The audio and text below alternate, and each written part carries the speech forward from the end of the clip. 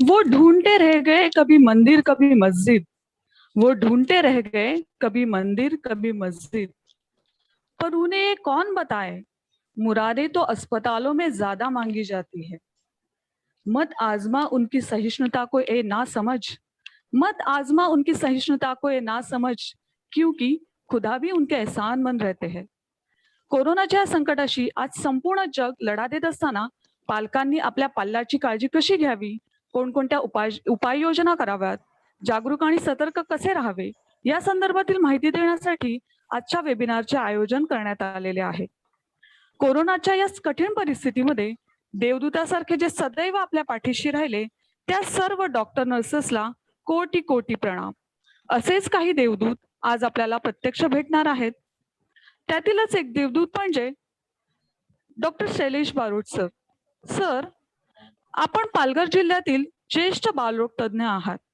सरांनी बालरोगशास्त्राची पदवी MD आणि DCH set GS medical college आणि KM हॉस्पिटल मधून घेतली.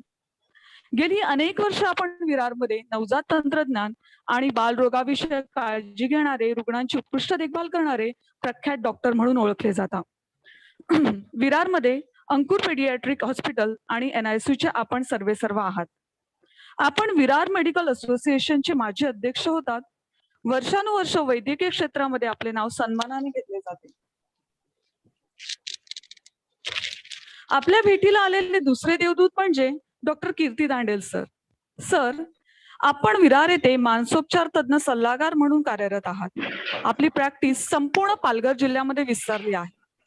एक अभिमानाची गोष्ट म्हणजे डॉक्टर कीर्ती तांडेल सर आपल्याच परिवारातील एक सदस्य म्हणजेच NG वर्तक इंग्लिश मीडियम हायस्कूलचे माजी विद्यार्थी आहेत.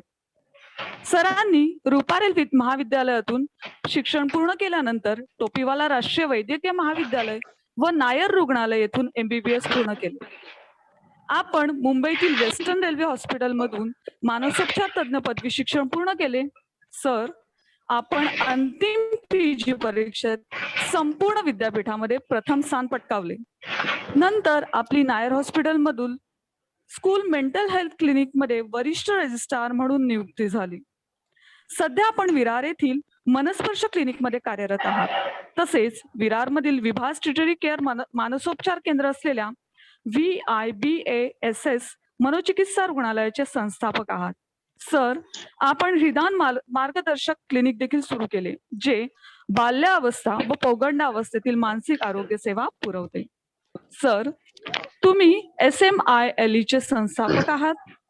ही संस्था विरारमधील विविध शाळांमध्ये कार्यरत आहे आणि या संस्थेचे मुख्य उद्दिष्ट कलंक निर्मूलन आणि सकारात्मक मानसिक आरोग्यास प्रोत्साहन देऊन मानसिक आजारांबद्दल जागरूकता वाढवणे हे आहे. आपले तिसरे देवदूत म्हणजे doctor Amy Chaudhari madam. Madam, आपण क्लिनिक मानसशास्त्रज्ञ आणि मानसोपचार तज्ज्ञ सल्लागार आहात. मॅम, आपण माइंड टू हार्ट क्लिनिकच्या संस्थापिका आहात.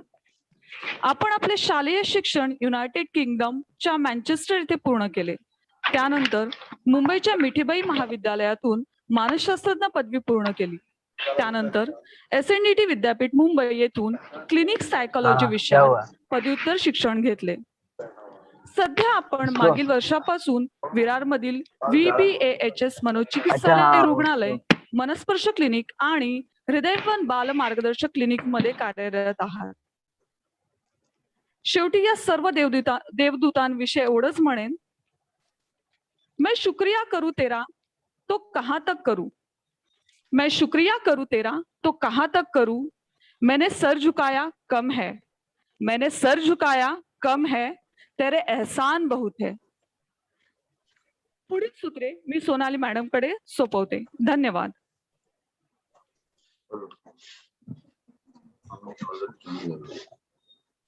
धन्यवाद जिज्ञासा madam.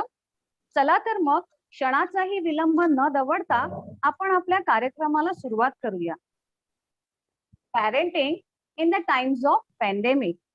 Doctor Shailesh Barot sir, doctor Kirti Tandel sir आणि मिस अमी चौधरी मॅडम, आपणा तिघांचेही पुनश्च हार्दिक स्वागत. माझा पहिला प्रश्न डॉक्टर कीर्ती तांडेल सरांना आहे. सर, आजचा आपला विषय हा इतका महत्वाचा का आहे आणि आम्ही पॅरेंटिंग म्हणजेच पालकत्वाविषयी विविध सेमिनार ऐकले आहेत. मग आजचा हा सेमिनार वेगळा कसा आहे? सर्वप्रथम सगळ्यांना माझा नमस्कार. Good morning to everyone. सबको मेरा प्यारा नमस्कार. माझ्या सगळ्या शिक्षकांना जे आज इथे उपस्थित आहेत त्यांना माझा प्रणाम. तर आजचा जसा प्रश्न सोनवणे मॅडमने विचारलेला आहे की आज असं काही वेगळं काय आहे? पॅरेंटिंग जेव्हा आपण त्याला पालकत्व ज्याला म्हणतो, तर पालकत्वावर आपण बरेच सेमिनार ऐकलेले आहेत, बरेच आपण लेक्चर्स ऐकलेले आहेत. पॅरेंटिंग कसं करावं आणि काय करावं. मग ह्याच्यात आज असं डिफरंट काय आहे? कारण वेळच डिफरंट आहे. काय डिफरंट आहे? गेले 1.5 वर्ष आपण एका अदृश्य अशा शत्रूशी आपण लढतोय आणि त्याच्यामध्ये आपण फार हतबल झालो. आपण थकले होतात आणि पालक म्हणून तुमची जी रिस्पॉन्सिबिलिटी जी वर्षानुवर्ष चालू होती ती आता अजून ऍड त्याच्यामध्ये भरपूर गोष्टी ऍड झाल्या. अं, आता पालकत्व म्हणाला तर एक प्रकारचं एक आव्हान म्हणून त्याला आपण बघतो. एक प्रकारचं एक चॅलेंज बघतो. कारण 24 तास आपले मुलं आपल्या सोबत असतात. लॉकडाऊनमुळे शाळा बंद झाल्या आणि घरातलं वातावरण भरपूर चेंज झाले. तर आपल्या मुलांसोबत जो वाढलेला जो वेळ आहे, त्याचसोबत लॉकडाऊन सोबत जे आलेली जी अनेक समस्या आहेत, हे सगळं बॅलन्स करता करता आपण भरपूर आता थकले आहोत. आणि मग यामुळे आपली जी जिम्मेदारी जी आहे, आपली जी रिस्पॉन्सिबिलिटी, ती कुठे ना कुठे आपण कमी पडतो का? हा हा प्रश्न आपल्याला सतवत असतो. इनफॅक्ट माझ्या क्लिनिकला जेव्हा पण पॅरेंट्स येतात तेव्हा ते त्यांच्या जेव्हा मनोगत सांगतात मला, तेव्हा ते नेहमी असंच म्हणतात की सर, लॉकडाऊनच्या अगोदर जे पॅरेंटिंग आम्ही करायचो ते फार चांगलं होतं. जे जे 9 to 5 जॉब असायचा, आपण सकाळी जायचो आणि संध्याकाळी यायचो व आपल्या मुलांसोबत 1-2 तास फ्री राहायचो, त्यांच्यासोबत गप्पा गोष्टी करायचो, कधी फिरायला जायचो. ते किती सोयीस्कर होतं, ते सोपं होतं. आणि हे आता जे चालू आहे ते अजून फारच डिफिकल्ट आहे. तर अशा ह्याच्यामध्ये मग आपल्याला या गोष्टींबद्दल आपल्याला डिस्कस करणं फार महत्वाचं. पालकांना अशा वेळी मी फक्त एकच ऍडवाइस सांगतो की बघा, जेव्हा आव्हान जेव्हा वाढतात, जेव्हा डिफिकल्टी वाढते, तेव्हा त्याच्यासोबत संधी सुद्धा भरपूर येतात. म्हणजे आपण इंग्लिशमध्ये म्हणतो ना की विथ ऍडव्हर्सिटी कम्स ऑपॉर्च्युनिटीज. तर आपल्याला हे ऑपॉर्च्युनिटीज काय आहे ते समजून घेणं फार गरजेचं आहे. तर ठीक आहे, आपल्याला सगळ्यात पहिली स्टेप आहे की ऍक्सेप्टन्स, की आपल्याला मानायचं आहे की नक्की काहीतरी गडबड आहे. पहिल्यासारखं तर आता जग राहिलेलं नाहीये, वेळ बदललेली आहे, आपले चॅलेंजेस बदललेले आहेत. त्याचसोबत मग आपल्याला कुठेतरी आपली पॅरेंटिंग जी टेक्निक आहे, मुलांना मोठे करण्याची जी टेक्निक आहे, त्यांना त्यांचे जे प्रॉब्लेम्स आहेत ते डिस्कस करण्याची जी प्रॉब्लेम जे सॉल्व्ह करण्याची जी पद्धत आहे, त्याच्यामध्ये कदाचित आपल्याला सुद्धा काहीतरी चेंज करावं लागेल. तर यामुळे आजचा पॅरेंटिंग सेमिनार थोडासा वेगळा असेल. आता जसं मी म्हणालो की लॉकडाऊन किंवा जे कोविडमुळे, जे पॅन्डेमिकमुळे जे पण समस्या आलेल्या आहेत, ते समस्या म्हणजे प्रत्येक स्तरावर आपल्याला दिसतात. मग ते आपल्या जॉबमध्ये म्हणा, की काही जणांना बेरोजगारीचा सामना करावा लागेल, आर्थिक समस्या आल्या, शाळेचे फीज भरणं असेल, शाळा कम्प्लिटली बंद होऊन ऑनलाईन शाळा, नवीन एक कन्सेप्ट आला त्याच्यात. हे सगळं ऍडजस्ट करता करता आपण कुठेतरी गोंधळून गेलो, बरोबर. तर अशा ह्याच्यामध्ये आपल्याला एकत्र काम कसं करावं, कारण शेवटी आपला जो टार्गेट जो आहे तो आपला विद्यार्थी आहे, आपली मुलं आहे, त्याचा विकास आहे. मग तो विकास फक्त अभ्यासाच्या अकॅडमिकच नाही, तर बौद्धिक, भावनिक सगळ्या गोष्टींमध्ये आपल्याला त्याबद्दल विचार करायला लागतो. तसेच गेल्या 1.5 वर्षामध्ये जे डिफिकल्टीज आपण जे फेस करतोय, त्याच्यामध्ये निगेटिव्ह इमोशन्स भरपूर यायला लागले. म्हणजे आता तर काही विशेष निगेटिव्ह इमोशन्स जर मी म्हणालो, तर अनसर्टनिटी, अनिश्चितता. म्हणजे आता ह्या पॅन्डेमिकचा अंत कधी आहे हे आपल्याला कोणालाच माहिती नाही. त्यामुळे हे किती वेळ चालणार आहे आणि कधी हे संपणार याबद्दल आपण नेहमीच चर्चा करत असतो. त्यासोबत येतं असहायता म्हणजे हेल्पलेसनेस. आपण 100% प्रयत्न करतो, आपण 100% ऍडजस्ट करण्याचा प्रयत्न करतो, पण कुठेतरी आपण कमी पडतोच. आणि मग त्यासोबत येते एक प्रकारचं नैराश्य, एक बेचैनी, एक चिंता, की भविष्य कसं असणार. आणि जेव्हा आपल्या समोर आपले मुलं जेव्हा दिसतात, त्यांच्यात होणारा जो बदल होतो, तर ह्याच्यामध्ये मग आपण कुठेतरी कमी पडलो का? आपण कारणीभूत आहोत का?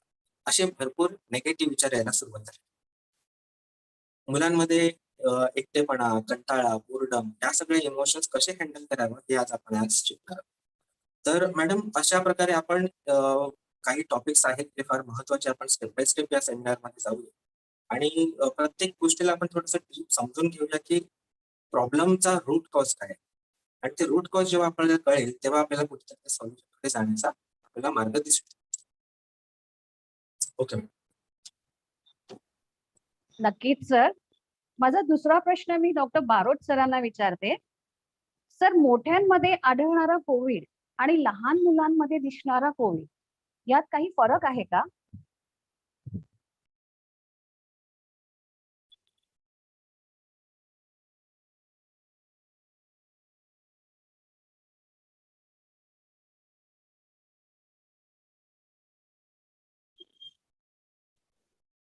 Thank you madam. पहिले तर मी विकास सरांना वाढदिवसाच्या हार्दिक शुभेच्छा देतो, ज्याच्या उपक्रमामुळे हा कार्यक्रम राबवला जात आहोत. मी एव्हीए एज्युकेशन सोसायटीला थँक्यू म्हणून ज्यांनी मला ही ऑपॉर्च्युनिटी दिली. मी पेरेंट्स आणि टीचर्सना थँक्यू म्हणून जे अख्खा प्रोग्राम यापुढे ऐकणार आहात. सो तुमचा जो प्रश्न आहे त्याला उत्तर देताना मी एवढंच म्हणेन की कोरोना व्हायरस हा काही नवीन व्हायरस नाहीये. ते वर्षानुवर्ष आपल्या वातावरणात फिरतो आहे. आपल्याला त्याच्यामुळे सर्दी खोकला होत होता आणि आपण कधी त्याच्यावरती लक्ष दिलं नव्हतं. पण ज्यावेळी कोरोनाने थोडंफार म्युटेशन केलं, त्याच्या स्ट्रक्चर मध्ये थोडा बदलाव आणला आणि त्याला जे आपण SARS-CoV-2 नावाचं नाव दिलं, ते जे म्युटेशन आलं ते आपल्याला खूप घातक झालेलं आहे. लहान मुलांमध्ये वेगळ्या रीतीने काय कोरोना येत नाही, तो व्हायरस तसाच राहतो. पण लहान मुलांना जगभरात जर बघायला गेलं तर इन्फेक्शन रेट खूप कमी प्रमाणात असते. ते फक्त आपल्या संपूर्ण इन्फेक्शनच्या याच्यामध्ये लहान मुलांना 10% पेक्षाही कमी इन्फेक्शन रेट जगात आढळलेला आहे, ज्याच्यात युएसने त्याच्या डाटा सबमिट केलेले आहे, ज्याच्यामध्ये लेस दॅन 10% आपल्याला दिसून येत आहे. त्या व्यतिरिक्त लहान मुलांमध्ये जे काय होते त्याच्यामध्ये इन्फेक्शन होते, त्याच्यामध्ये त्यांच्या डेथ रेट्स आणि त्यांची जी सिरियसनेस होण्याची जे रेट आहे तो एकदम कमी प्रमाणात आहे. म्हणून आपण आतापर्यंत लहान मुलांना तेवढं सिरियसली घेतलं नाही आहे. लहान मुलांना का कमी होतो त्याचे 2-3 रिझन पॉस्ट्युलेट केलेले आहेत. लोकांना अजून माहिती नाहीये की एक्झॅक्टली रिझन काय आहे. अजून व्हायरस हा नवीन आहे, म्युटेशन नवीन आहे. लोक शोधतायत अजून की काय एक्झॅक्टली प्रॉब्लेम आहे. ते अजून कोणाला 100% असं गॅरंटी काही माहिती नाहीये. सो 2-3 जे पॉस्ट्युलेटेड रिझन आहेत ते असे आहेत की कोरोना व्हायरस मुळे जे आपल्याला सर्दी खोकला परत परत होत होता, त्याच्यामुळे ऑलरेडी क्रॉस इम्युनिटी आपल्याला डेव्हलप झालेली होती आणि त्यामुळे ह्या कोविड व्हायरस अगेन्स्ट ते अँटीबॉडी जे डेव्हलप झालेले होते ते लहान मुलांमध्ये उपयोगी पडतात आणि म्हणून ते इन्फेक्शनचा रेट कमी आहे. दुसरं म्हणायला गेलं असं की SARS-CoV-2 हे आपल्या वातावरणात व्हायरस असतो, जे आपल्या नाकामध्ये एंट्री करून त्याला COVID-19 हे डेव्हलप होतं, ज्याच्यातनं ते पुढे नेझल कॅव्हिटी मध्ये जातो आणि त्याच्यात ACE2 म्हणजे S2 रिसेप्टर जे असतात त्याच्यावरती बसून तिथे रिप्लिकेट होतो आणि मग ते शरीरामध्ये जातो. लहान मुलांमध्ये S2 रिसेप्टर्स जे असतात नाकाच्या आतमध्ये ते कमी प्रमाणात असतात, त्याच्यामुळे त्यांना हे COVID-19 मुळे इन्फेक्शन होण्याची शक्यता कमी राहते किंवा त्याची सिरियसनेस होण्याची शक्यता कमी राहते. तिसरं आपण जे बघितलं गेले 1.5 वर्षापासून की मोठे माणसं जे त्यांना डायबिटीस, हायपरटेन्शन, हार्ट डिसीज वगैरे जे असतात त्यांचे डेथ आणि त्या सिरियसनेस होण्याची शक्यता त्यांना जास्त होती. लहान मुलांमध्ये ह्या आजारपणा कमी असल्यामुळे त्यांना युजली ते सिरियसनेस आणि त्यांचे डेथ होण्याची शक्यता कमी राहते. सो हे 2-3 रिझन आहेत ज्याच्यामुळे लहान मुलांना कमी होते. पण त्याच्या अगेन्स्ट लहान मुलांना एक MIS-C म्हणजे multi system inflammatory syndrome in children हा नवीन एक आजारपणा निर्माण झालेला आहे, जे आम्ही आतापर्यंत कधी बघितलं नव्हतं. जे 2 प्रकारे होऊ शकतं. एक तर ते जे लहान मुलाचे रेस्पिरेटरी रूट मध्ये म्हणजे की नाकाद्वारे न घेता तोंडाद्वारे जातात आणि ते पोटामध्ये अजून एक लहान मुलांमध्ये जे इन्फेक्शन होते ते usually loose motions, vomiting, headache आणि फीवर असं होऊ शकते, जे नाकाद्वारे न जाता तोंडामध्ये जिथे S2 रिसेप्टर्स येत नाही तसं रीतीने एक होऊ शकते. ते एक प्रेझेंटिंग कंप्लेंट होऊ शकते. आणि हे MISC मध्ये जे साधारणपणे इन्फेक्शन झाल्यानंतर 1-1.5 महिन्यानंतर अँटीबॉडीज रेडी होतात आपल्या शरीरात आणि ते अँटीबॉडीज आपल्या शरीराच्या अगेन्स्ट आपल्या स्वतःचे अँटीबॉडीज काम करतात. COVID-19 अगेन्स्ट अँटीबॉडीज ते आपल्या शरीराला त्रास देऊ शकते, म्हणजे त्याच्यात फीवर 2-3 दिवस येऊ शकतो, हृदयाला सूज येऊ शकतात, आपला कॉरोनरीज डायलेट होऊ शकतात, हृदयाचे झटके येऊ शकतात, ब्लड प्रेशर कमी होऊ शकते, शॉक मध्ये जाऊ शकतात. सो याच्यातनं पण चांगल्या रीतीने बाहेर पडतात जर स्टिरॉइड्स आणि हे दिलं, आणि त्याच्यात डेफिनेटली मॉर्टॅलिटी आहे, म्हणजे दगावू शकतात बाळ. आम्ही न्यूबॉर्न्स तसे आजारातले बघितलेत आणि लहान मुलांना बरेच बघितलेत. सो हे या रीतीने कोविड लहान मुलं आणि मोठ्या माणसांमध्ये वेगवेगळ्या रीतीने होऊ शकतो. थँक्यू.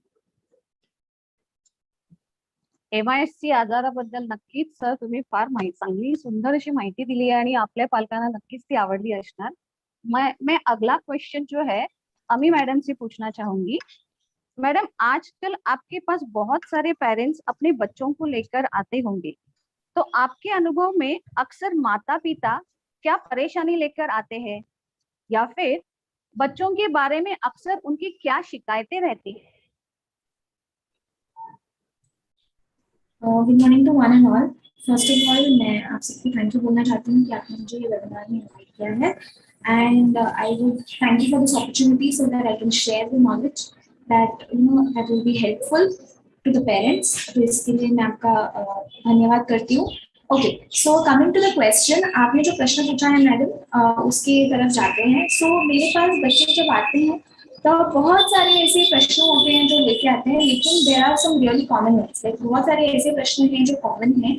सो उसमें से सबसे प्रायोरिटी पे ये है कि एक्सेसिव यूज ऑफ फोन, मतलब फोन का बहुत ज्यादा इस्तेमाल होना. एंड फोन का बहुत ज्यादा इस्तेमाल होने के साथ बच्चे स्मार्ट एक्सक्यूजेस देते हैं, जैसे कि मम्मी या डैडी मेरे पास कुछ करने के लिए है नहीं, लाइक मैं तो नीचे नहीं जा सकता हूँ, मैं तो फ्रेंड्स को मिल नहीं सकता हूँ, एंड मेरे पास और कुछ करने के लिए है नहीं, तो फिर मेरे पास और कोई ऑप्शन नहीं है except for using gadgets like phone या टीवी या टैब. सो ये एकदम बहुत कॉमन प्रॉब्लम के साथ मेरे पास पेरेंट्स आते हैं, जिसके ऊपर ना this is a very smart excuse. मतलब जो है ये बहुत ही मतलब स्मार्ट एक तरीका है बच्चों का टू टेल द पेरेंट्स कि हाँ मेरे पास कुछ नहीं है. So we as therapists also हमें भी नए टेक्निक्स को देखना पड़ा है, एक्सपेरिमेंट करना पड़ा है, because actually they are right. अगर हम देखने चाहे तो उनके they are right. So other thing is कि बच्चों को मोटिवेशन नहीं रहता है बिल्कुल भी स्टडी करने के लिए या पढ़ने के लिए. एंड ये मोटिवेशन का वन ऑफ द कारण, मतलब एक कारण ऐसा है कि there is no certainty. Like जैसे कृति सर ने बोला कि सर्टनटी नहीं है, एग्जाम डेट्स नहीं है, एग्जाम कैसे होने वाली है, कहाँ होने वाली है, होने वाली है भी या नहीं. इतनी अनसर्टनटीज में मोटिवेशन रहना बहुत डिफिकल्ट है. सो ये सेकेंड एक चीज है जो मेरे पास आते हैं पेरेंट्स के, बच्चा स्टडी नहीं करता है, उनको मोटिवेशन नहीं रहता है. ऑल्सो ये सब चीज़ों के कारण बच्चों में काफ़ी रेस्टलेसनेस बढ़ गया है. मतलब एक जगह पे ना बैठ पाना, कंटालना, ये सब चीज़ें बहुत बढ़ गई हैं. Also one of the common things जो है वो है अग्रेशन, गुस्सा, चिड़चिड़, ये बहुत बढ़ गया है. One of the reasons can be कि बच्चों के पास कुछ है नहीं करने के लिए, इंटरनल फ्रस्ट्रेशंस इतने हैं कि वो इंटरनल इमोशंस इतने हैं कि फ्रस्ट्रेशन बाहर आता है. Okay, end one of the other concerns, एक और कंसर्न है जो मेरे पास पेरेंट्स आते हैं लेके, वो है porn watching.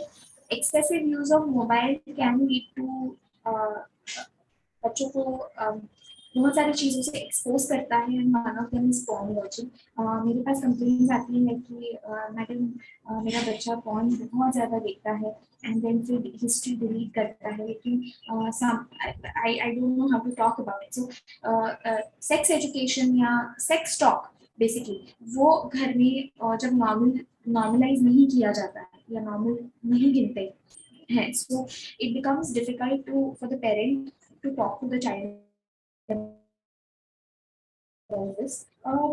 One of the major things जो एक आया है इन द लास्ट 1 ईयर, वो है कि बच्चे काफी सारे इमोशनल इश्यूज से गो थ्रू करते हैं, जो इमोशनल इश्यूज फैमिली से रिलेटेड होते हैं, क्योंकि एक्चुअली अभी लॉकडाउन में वो लोग फैमिली के साथ ज्यादा टाइम स्पेंड करते हैं, तो वो लोग ज्यादा चीज देख पाते हैं कि फैमिली में क्या चल रहा है, कैसा चल रहा है, मम्मी पापा के साथ कैसा बिहेव करती है, पापा मम्मी के साथ कैसा बिहेव करते हैं, हाउ इज मतलब जो फैमिली डायनामिक्स है उसमें बच्चा 24/7 रहता है, तो उसकी वजह से उनको काफी काफी ज्यादा इमोशनल इश्यूज आते हैं, लेकिन बच्चे हैं इसके लिए नेसेसरीली उस तरह से एक्सप्रेस नहीं कर पाते हैं जैसे अडल्ट एक्सप्रेस करते हैं। So these are some of the really common issues जो पेरेंट्स मेरे पास लेके आते हैं, which we definitely try to work upon अलग अलग तरीके से। Over to you madam. Madam, हम शिक्षक बिफोर पैंडेमिक हमें भी बहुत बार ये बच्चों को बोलना पड़ता था कि आप मोबाइल यूज मत करो, लेकिन आज की परिस्थिति ऐसी है कि हमें बोलना पड़ता है कि आप वीडियोस देखो करके, और यही प्रॉब्लेम पेरेंट्स को भी फेस करना पड़ रहा है आजकाल। माझा पुढचा प्रश्न आहे डॉक्टर कीर्ती तांडेल सरांना. सर, पालक नेहमी या दुविधेमध्ये असतात की आपल्या मुलांशी कोविड बद्दल किती बोलावे, कसे बोलावे आणि कधी बोलावे. याबद्दल तुम्ही आपल्या पालकांना काय मार्गदर्शन करणार? बघा मॅडम, कसं आहे, ही जी महामारी आहे, पॅन्डेमिक जे आहे, ते सांगून आलं नाही आपल्याला की आता बाबा मार्च 2020 मध्ये भारतामध्ये लॉकडाऊन. तर आपण कधी या प्रसंगाला आपण रेडी नव्हतो. हे सगळं अचानक झालं. मार्च 2020 पासून सगळं काही चित्रच बदललं. आणि अनसर्टन्टी जी आपण पहिला बोललो, अनसर्टन्टीमुळे हा जो प्रॉब्लेम आहे तो अजून चिघळला. आता आणि ह्याबद्दल कसं आहे, प्रत्येक स्तरावर म्हणजे इव्हन तुम्ही वैद्यकीय विभाग बघा, डॉक्टर्स म्हणा, कोणालाही या गोष्टीबद्दल प्रिपेअर्डनेस नव्हती. त्यामुळे थोडाफार गोंधळ होणं आणि असे प्रश्न येणं हे फार स्वाभाविक आहे. तर ह्या प्रश्नाचं अगदी सोपं उत्तर असं की जेवढा होईल तेवढा संवाद होईल. Communication, that is the only की. आता कम्युनिकेशन पॅन्डेमिक होतं नव्हतं तरी कम्युनिकेशन बिटवीन पॅरेंट्स आणि चिल्ड्रन इज व्हेरी इम्पॉर्टंट. मग ते वर्किंग पॅरेंट्स म्हणा किंवा हाऊसवाईफ असेल, काही असेल, तरी सुद्धा कम्युनिकेशन फार महत्वाचं असतं. आता मग तो वयानुसार पण नाही, अगदी लहान 2-3 वर्षाचा मुलगा असो किंवा टीनेजर असो, तिथे सुद्धा कम्युनिकेशन प्रत्येक एज अप्रोप्रिएटनेस नुसार आपल्याला कम्युनिकेशन ठेवणं फार गरजेचं. आता पॅरेंट्स मला नेहमी सांगतात, पण सर आमचा मुलगा तर काही विचारत नाही, त्याच्या मनात तर कदाचित तसे प्रश्न सुद्धा नसतील. तेव्हा मी सांगतो की जरी त्यांच्या मनात समोरून त्यांनी काही प्रश्न विचारले नसतील, तरी सुद्धा तुम्ही एक वेळ काढून त्यांच्याशी हा संवाद करणं फार गरजेचं. का? कारण बघा, आता कोविड बद्दल माहिती असं नाही की आपण फक्त एका टायमालाच फक्त टीव्ही ऑन केला तरच आपल्याला दिसतं, असं तर नाही. मोबाईल म्हणा, व्हॉट्सअप म्हणा, सोशल मीडिया म्हणा, मीम्स असतात. तर कितीतरी गोष्टींनी कोविडचा जो एक्सपोजर आहे हा 24 आवर्स आपल्या अवतीभोवती चालू असतो. आणि मुलांच्या हातात आता गॅजेट जास्त वेळ राहायला सुरुवात झाली. त्यामुळे एका प्रॉपर सोर्स मधून ही माहिती मिळणं फार गरजेचं आहे. आणि एक एम्पॅथेटिक वेने हे समजून घेणं फार गरजेचं. तर आता जसं मी म्हणालो की वयानुसार, आता वयानुसार आपण हे कसं समजायचं? तर सगळ्यात पहिला एक कॉमन गोष्ट, कुठलाही मुलगा म्हणजे कुठल्याही वयामध्ये असला तरी त्यांना आपुलकीने जवळ घेऊन त्यांना सांगणं की तुझ्या मनात काहीही प्रश्न असतील ते आम्हाला समोर अ, विचारत जा. ठीक आहे. आणि त्यांनी समोरून आणि जर त्यांनी समोरून विचारलं तर तुम्ही त्यांना सांगा की it is okay to be not okay. जर तुमच्या मनामध्ये काही निगेटिव्ह गोष्टी असेल, तुम्हाला भीती वाटत असेल या वातावरणाचा, काही क्वेश्चन्स येत असतील की आपण अभ्यास कसा करावा किंवा फ्रेंड्सना नाही नाही भेटल्यामुळे आपण आता पुढे कसं असंच राहणार का, तर हे चिंता असणारे हे जे प्रश्न आहेत ते नेहमी मुलांच्या मनात भरपूर असतात, जरी ते तुम्हाला समोरून विचारत नसतील तरी. आता ह्यामुळे काय होतं की जर हे प्रश्न जर आपण सॉल्व्ह केले नाही तर त्यांच्या मनामध्ये निगेटिव्ह इमोशन्स पटापट तयार होतात. एकटेपणा असतो, एन्झायटी म्हणजे ज्याला आपण चिंता विकार म्हणतो, फ्रस्ट्रेशन, आणि आजकाल आपण मुलांमध्ये फार बोर्डम बघतो, कंटाळतात ते घरी बसून. ठीक आहे. तर अशा इमोशन्सना हँडल करणं मग फार गरजेचं समजा. तर सोपं एक जर मी विभाजन केलं, कॅटेगराईज केलं की सपोज आता टॉडलर्स म्हणजे जवळजवळ 5 ते 6 वर्षाची जी मुलं आहेत, ज्यांना तेवढी मॅच्युरिटी नसते. ठीक आहे. मग त्यांना कसं समजवायचं? आता त्यांना पण आपल्याला 5-6 वर्षाची मुलं बाहेर जाण्यासाठी जेव्हा हट्ट करतात तेव्हा आपल्याला त्यांना मास्क वगैरे घालणं, सॅनिटायझर वगैरे वापरणं हे सगळं त्यांना समजावं. पण त्याची जी ग्रॅव्हिटी आहे हे त्यांना कदाचित कळणार नाही. मग कसं त्यांना समजावं? आता मुलं आपापसात घरात खेळत असतात. आता जसं मी सुरुवातीला म्हणालो, की जेव्हा ॲडव्हर्सिटी येते तेव्हा अपॉर्च्युनिटी सुद्धा येते. आता ही जी हे जे मी त्यांना टीचेबल अपॉर्च्युनिटीज म्हणतो, की जिथे आपल्याला संधी ही शोधायची आहे, की ज्याच्याने हा संवाद आपल्याला सुरू करायचा. तर मुलं त्यांच्या खेळण्यांबरोबर खेळत असतात. ठीक आहे. त्याच्यामध्ये मग त्याच्यामध्ये फिगर्स असतात, ठीक आहे, गेम्स असतात. तर अशा ह्याच्यामध्ये तुम्ही ती थीम शोधून काढायची, की जिथे सपोज एक हिरो आहे, विलन आहे. अशा ह्याच्यामध्ये तुम्ही सांगू शकता, की बघा इथे एक निगेटिव्ह गोष्ट आहे, त्याच्यापासून आपल्याला दूर राहायचं. हिरोला आपल्याला वाचवायचं आहे. अशाच प्रकारे व्हायरसला आपण एक विलन म्हणून बनवू आणि हिरो म्हणजे तो लहान मुलगा असं तर त्यात त्यांच्या लेव्हलला जाऊन जर त्यांना समजावलं, तर आपण ते सोपं होतं. तसंच सोशल डिस्टन्सिंग छोटे-छोटे जे खेळणी आहेत, ते लांब-लांब कशी ठेवावी आणि जंतू जो आहे, तो त्याच्यापासून लांब कसं राहावं आणि सिंपल अशा सोप्या शब्दांमध्ये जर त्यांना समजावलं, तर ते लगेच समजून जातं. तसंच आता थोडा पुढचा जर प्रायमरी सेक्शनचे जे मुलं असतात, म्हणजे suppose first standard to fifth standard साधारण 6 वर्ष ते 12 वर्षाची जी मुलं असतात, त्यांना जंतू काय आहेत, जर्म्स काय आहेत, हँड वॉशिंग काय आहे, हे त्यांना कळत असतं. मग ते सुद्धा त्यांना थेट समजावून एक्सप्लेन करणं, की हे का गरजेचं आहे, ते सुद्धा केलं पाहिजे. आणि मग टीनेजर्स तर त्यांची थोडीफार मॅच्युरिटी आलेली असते. त्यांना ग्रॅव्हिटी कळत असते. त्यांना सोशल डिस्टन्सिंग काय असतं हे कळत असतं. तर अशा वेळी त्यांच्या मनातले जे प्रश्न आहेत ते बाहेर काढणं हे पॅरेंट्सची एक जिम्मेदारी आपल्याला समजून घ्यायची. तसंच गेम्स खेळताना रोल त्याला आपण सपोज आता आपल्याकडे वेळ आहे. किती वेळ आहे काढायचा? तर अशा ह्याच्यामध्ये त्या गेम्समध्ये आपण पण एक रोल प्ले करावा आणि आपण कसं सोशल डिस्टन्सिंग मेंटेन करतोय किंवा घरी आल्यावर कसं पटकन हँड वॉश करतोय, सॅनिटायझर लावतोय, हे आपण एक एक्झाम्पल सेट करायचं मुलाचं. तर हे झालं आपलं प्रिकॉशन्स बद्दल कम्युनिकेशन कसं करायचं. त्याचबरोबर कोविड बद्दल म्हणजे कोविडचे जे सिव्हिरिटी आहे किंवा कोविडचे जे नेगेटिव्ह जे इन्सिडेंट्स आपल्याला ऐकायला येतात, हे कितपत सांगा. तर मी म्हणेल की प्रत्येक गोष्ट सांगणं गरजेचं आहे. कारण कोविड बद्दल आपण जेव्हा पण डिस्कस करतो, आपण नेहमी निगेटिव्ह गोष्टी डिस्कस करतो, की आज एवढे केसेस झाले, आज इथे एक डेथ झाली, आपल्याला नातेवाईक ऍडमिट झाले, आयसीयू मध्ये, ऑक्सिजन मध्ये. तर अशा गोष्टी मुलांसोबत जास्त डिस्कस करणं गरजेचं नाही. तसंच मी सांगतो की आता न्यूज बद्दल आपण नंतर बोलूया, की कितपत बघावं. पण न्यूज लिमिटेड. असं प्रत्येक दिवशी 24 तास टीव्ही चालू करून बातम्या बघत राहावं आणि आज किती केस झाले आणि नंतर किती केस झाले, गेल्या महिन्यात किती होते, हे सगळं डिस्कस करण्यात काही अर्थ नाही. स्टॅटिस्टिक्स फक्त आपली सिव्हिरिटी दाखवतात. त्याच्यामुळे निगेटिव्ह जे इमोशन येत राहतात, एन्झायटी जी वाढत राहतात, ती अलग. आणि ते मुलांच्या इमॅच्युअर जे माइंड असतं, जे डेव्हलपिंग असतं, त्याच्यावर नक्कीच निगेटिव्ह परिणाम होऊ शकतो. तर अशा ह्याच्यामध्ये दिवसभरामध्ये जरी 10 मिनिटं आपण फक्त या गोष्टीसाठी सेपरेट काढून ठेवले आणि आपण मुलांसोबत जेवढं हवं तेवढंच बोलत राहिलो, तर ते नक्कीच होतं. ओके.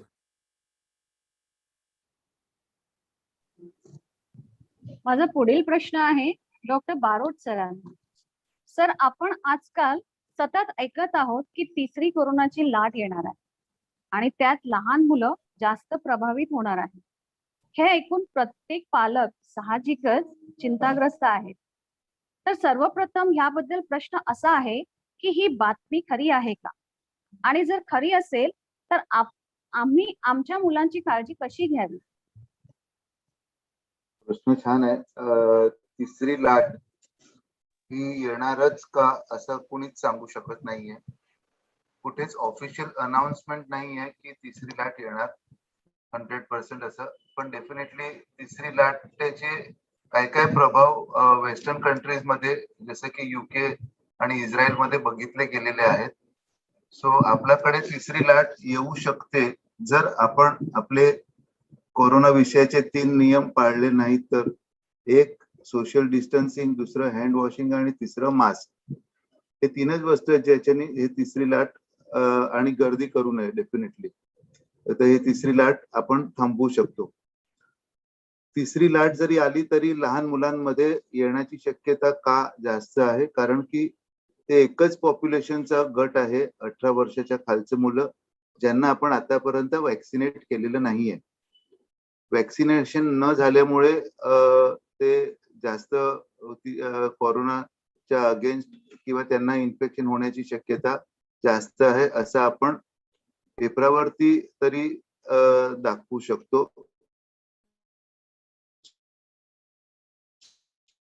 स्टॅटिस्टिकली आता कमी प्रमाणात होणार ते आपण पुढच्या आगल्या क्वेश्चन मध्ये आपण ऑलरेडी त्याबद्दल बोललेलो आहोत. सो अजूनपर्यंत 100% गॅरंटी देऊन किंवा असं कॉन्फिडेंटली कोणीच सांगू शकत नाही की तिसरी लाट आली तर ते लहान मुलांमध्ये येणार, असं कोणी असं गॅरंटी देऊन सांगू शकत नाही.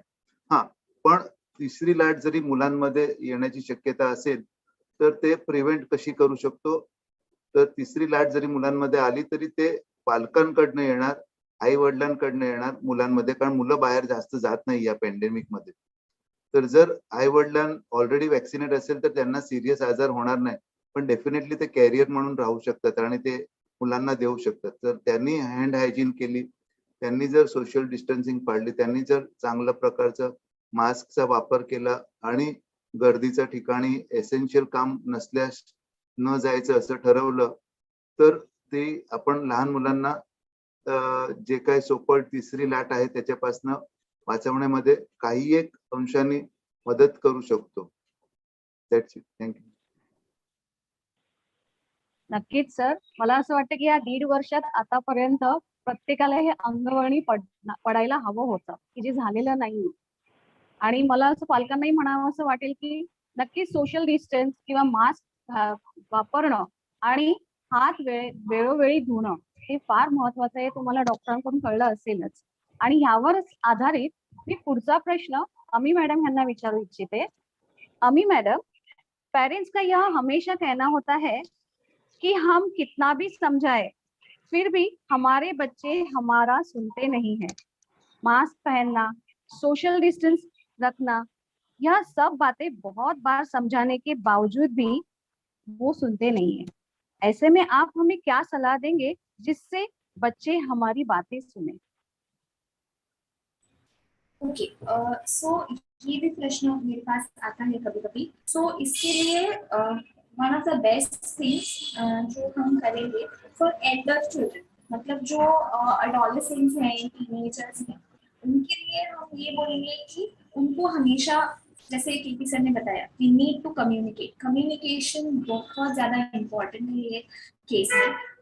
कभी कभी बिकॉज पेरेंट्स इतने कंसर्न होते हैं अपने बच्चों के लिए, इसके लिए वो उनको बोलते हैं कि मास्क पहनो, सोशल डिस्टेंसिंग रखो, हैंड सैनिटाइजेशन करो.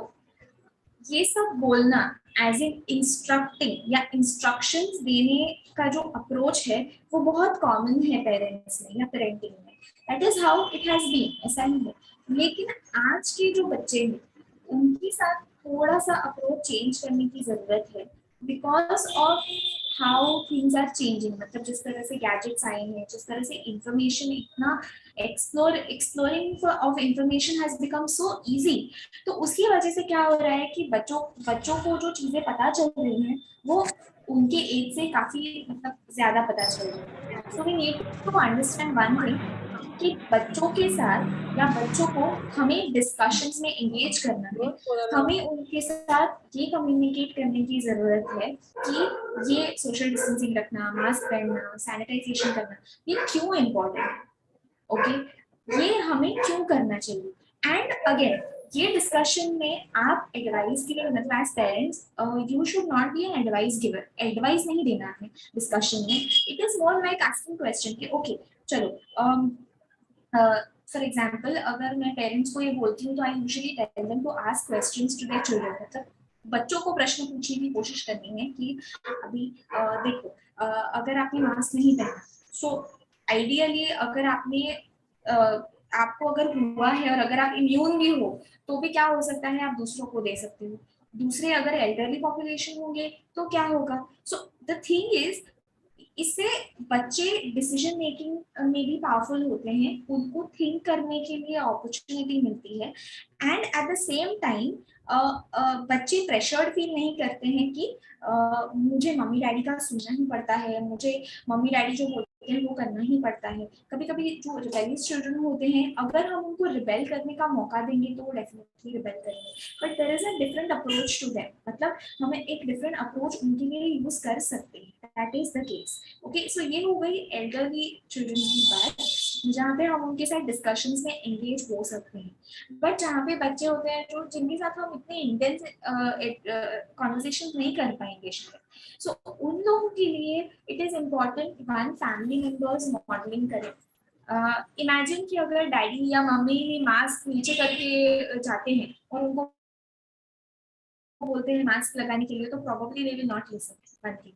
और दूसरी बात ऐसी है कि इट इज़ वेरी इंपॉर्टेंट कि हम यंग बच्चों के लिए रिवॉर्ड्स एंड नेगेटिव रीइंफोर्समेंट रखें। सो रिवॉर्ड्स मतलब अगर उन्होंने मास्क पहना है बाहर जाने के टाइम पे और एक भी बार नहीं उतारा है, तो you start giving them points, end उनके लिए क्राइटेरिया सेट करना है कि you know the moment you reach these many points, मतलब इतने पॉइंट्स अगर आपको मिल गए तो आपका रिवॉर्ड ये होगा। दैट कलेक्टिवली पेरेंट्स और बच्चों को डिसाइड करना है, क्योंकि probably the child will get extra screen time 5 minutes, या प्रोबेबली बच्चों को वो शायद उनको जो फेवरेट गेम है वो खेलने के लिए उनको ज्यादा टाइम मिल सकता है, या उनका कुछ फेवरेट फूड मिल सकता है। So you can reward them. Negative reinforcement means कि अगर उन्होंने रूल्स फॉलो नहीं किए तो उनको उनकी जो पसंदीदा गेम है वो ली जा सकती है for one day, not for ever but for one day या फॉर 2 आवर्स, या उनका खेलने का टाइम कम कर सकते हैं। सो ये सब तरीके होते हैं यंग चिल्ड्रन को समझाने के लिए। But when it comes to elderly children, it is very important कि हम उनको डिस्कशंस में एंगेज करें। So these are two of the most common ways in which हमने जब यहाँ पे इवन हमारे बच्चों के साथ जब हमारे पास बच्चे आते हैं तब उनके साथ ट्राई किया है, it has work. So it is very important कि पेरेंट्स को थोड़ा सा रिस्पॉन्सिबिलिटी बच्चों के ऊपर भी डालना चाहिए। Yes, that's it, over to you ma'am. पुढचा प्रश्न डॉक्टर कीर्ती तांडेल सरांना। सर, जसे की आपण पाहतोय की गेल्या 1.5 वर्षापासून शिक्षण प्रणाली बदलली आहे. शाळा बंद असल्यामुळे ऑनलाईन स्कूलिंग हा एकमात्र पर्याय उरला आहे. ऑनलाईन शिक्षणामुळे घरातले वातावरण सुद्धा बदललेले दिसते आपल्याला. अशा परिस्थितीत तुम्ही आपल्या पालकांना काय सल्ला द्याल? मॅडम, म्हणजे मी पुन्हा पुन्हा तेच सांगतो की जेव्हा पण आपल्याकडे एक डिफिकल्ट सिच्युएशन येते त्याच्यातून आपल्याला संधी शोधायची असते. आणि ह्याच्यात संधी शोधण्याच्या ह्याच्यामध्ये आपल्याला ऑनलाईन एज्युकेशन हा एकच पर्याय आहे. आता जेव्हा पण आपण ऑनलाईन एज्युकेशन किंवा ऑनलाईन स्कूल बद्दल बोलतो तर आपण त्यामध्ये पण फार नेगेटिव्ह गोष्टी म्हणतो. ठीक आहे, मी पण मान्य करतो there is no replacement for school. त्या ब्लॅकबोर्डला बेंचेसना काही रिप्लेसमेंट नाही, टीचर्सना रिप्लेसमेंट नाही, नोटबुक्सना रिप्लेसमेंट नाही. पण आपल्याकडे ऑप्शन नाही आहे. तर अशा ह्याच्यामध्ये ऑनलाईन एज्युकेशन कम्प्लिटली नेगेटिव्ह असं मी मानत नाही. त्याच्यामध्ये पण भरपूर पॉझिटिव्ह आहे. आता ह्याच्यामध्ये आणि माझं ह्याच्यात पर्सनल ओपिनियन असं आहे की जरी शाळा रिओपन कधीतरी होणारच आहे, पण online education is here to stay. It will be a part of the future education system. आता ह्याच्यामध्ये आपल्याला बघायचं आहे की ह्याचा जास्तीत जास्त फायदा सध्याच्या परिस्थितीमध्ये आपण कसा करून घ्या. कुठल्याही डिसऑर्गनाइज जेव्हा आपल्याला गोंधळणाऱ्या ज्या सिच्युएशन मधून बाहेर पडायचं असतं तेव्हा आपण ते ऑर्गनाइज करण्यासाठी पहिला स्टेप असतं की एक रुटीन फॉलो. मग रुटीन फॉलो म्हणजे काय? जसं आता शाळेमध्ये फिक्स टाइम टेबल असायचं ते आपण फॉलो करायचं. 7 वाजता शाळेची बेल वाजले का आपण क्लासरूममध्ये बसायचं. आपल्या विशिष्ट रोल नंबर वाईज आपण जसे आपण सिटिंग अरेंजमेंट तसे आपण बसायचं. समोर टीचर असायचे, ब्लॅकबोर्ड असायचं, अपराईट आपण बसायचं, बरोबर. बुक्स काढायचे, पेन असायचा. आपण एका विशिष्ट जसं आता शाळेमध्ये ग्रुप्स आहेत, रेड ग्रुप आहे, ब्ल्यू आहे, ग्रीन आहे. तर अशा ह्याच्यामध्ये सगळं काही कॅटेगराइज असतं आणि त्यामुळे ते सोयीस्कर पडतात. तर पॅरेंट्सना अशा प्रश्नासाठी माझं एकच उत्तर असतं की शाळा जरी आपण फिजिकली जात नाही तरी मुलांना ती सिस्टम घरी ठेवा, ती रुटीन फॉलो. सकाळी जेव्हा तुम्ही उठायचे, शाळेची बस जेव्हा यायची तेव्हा तुम्ही एकच लवकर उठायचे, नाश्ता लवकर करून घ्यायचे. तर तीच सिस्टम घरी सुद्धा आता सुद्धा फॉलो करायची. युनिफॉर्म घालून बसता मुलांना. एक डेडिकेटेड एक स्पेस ठेवा, एक टेबल आणि खुर्ची. बहुतेक वेळा पॅरेंट्स हे सांगतात की आमची मुलं अशी बेडवरच लोळून अभ्यास करत असतात. ते व्हिडिओ ऑफ करून मग ते काय अभ्यास करतात ते आम्हाला सुद्धा माहिती. तर ही सिस्टम आपल्याला थोडी स्ट्रिक्टली फॉलो करायची गरज आहे. हे पॅरेंट्सची एक जिम्मेदारी आपल्याला बघा पॅरेंट्सना ही एक ॲडिशनल रिस्पॉन्सिबिलिटी आहे. जे 6-7 तास जे मुलं बाहेर असायची, पहिल्या शाळेत असायची, टीचर्सची जी रिस्पॉन्सिबिलिटी होती, ती कुठेतरी आता शेअर करावी लागते. तर तीच सिस्टम आपल्याला घरी जेव्हा फॉलो करायची असेल, तर ते रुटीन फॉलो करणं पाहिजे. तर त्याच्यामधले सिंपल स्टेप्स असेच आहेत, की मी नेहमी सांगतो की युनिफॉर्म घालून बसायचं. टेबल खुर्ची, एक डेडिकेटेड स्पेस, कितीही छोटं घर असलं तरी एक कॉर्नर आपण बाजूला काढू शकतो. एक टेबल आणि एक खुर्ची आपण त्याच्या मुलांसाठी देऊ शकतो. तर तिथे त्यांना बसवणं. जसं आपल्याला एक रिसेस असायची, एक ब्रेक असायचा. तो ब्रेक याच्यामध्ये टिफिन आणि आपलं वॉटर बॉटल वगैरे ठेवून द्यायची.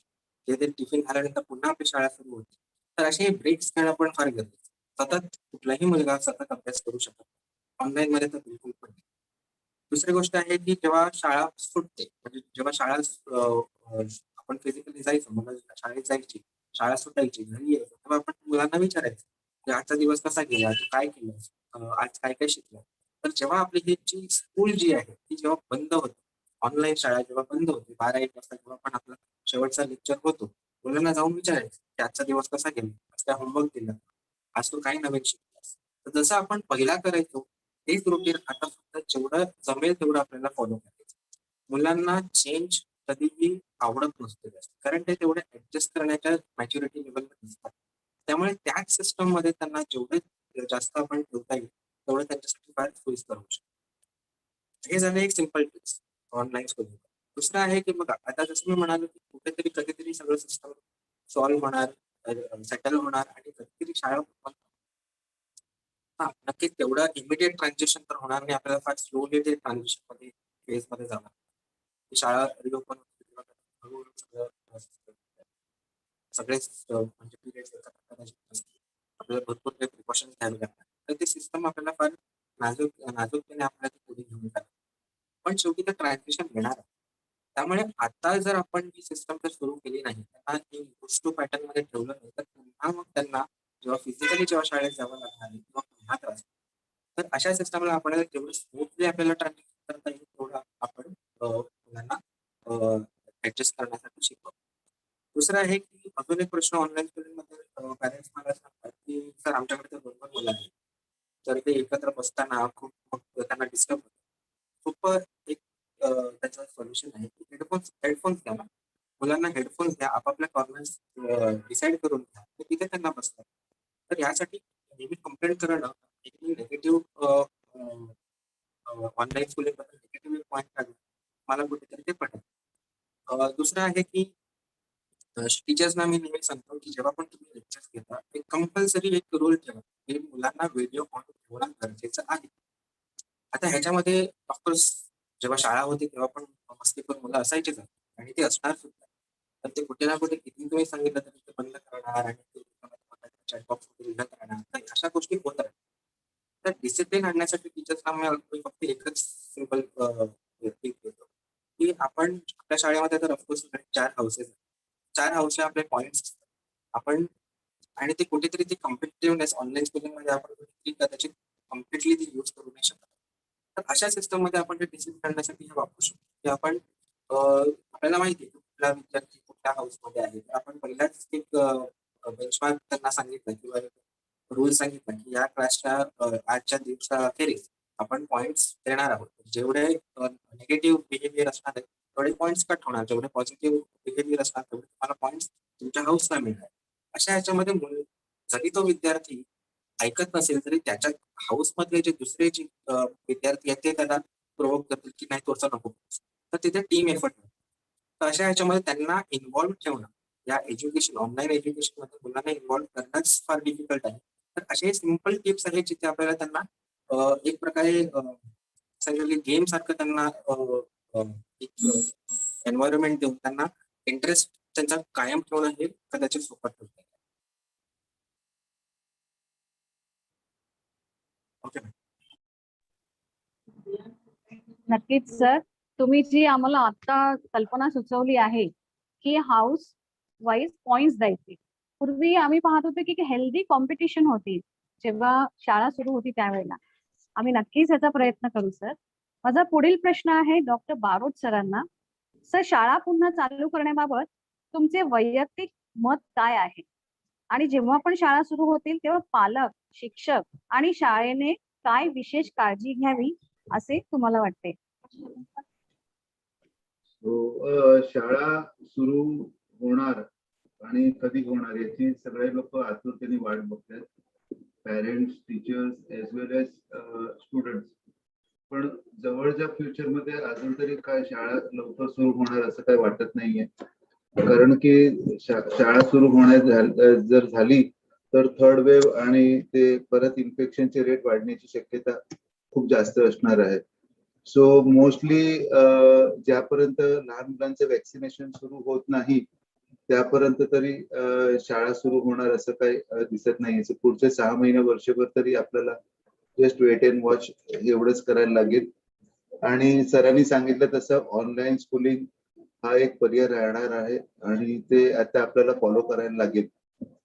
ऑनलाईन स्कूल शाळा सुरू झाल्यानंतर पण त्या आपल्या आता जीवनात इनकॉर्पोरेट होणार आहे. कारण की आपण फुल फ्लेज 6-7 तासाची शाळा हा कॉन्सेप्ट आता राबवता मोस्टली येणार नाही. कारण की आपल्याला छोट्या छोट्या बॅचेस मध्ये जेवढे एसेन्शियल ऍक्टिव्हिटीज आहेत तेवढाच फक्त शाळेमध्ये जाऊन करून घ्यायला लागेल आणि बाकीचं शिक्षण आणि जे काही शिकवणी आहे ते ऑनलाईन शाळा आणि रेकॉर्डेड लेक्चर याच्यावरनं आपल्याला करावं लागणार. जर आपण ऑनलाईन म्हटल्यानंतर ते ऑनलाईन ही दुधारी तलवार आहे.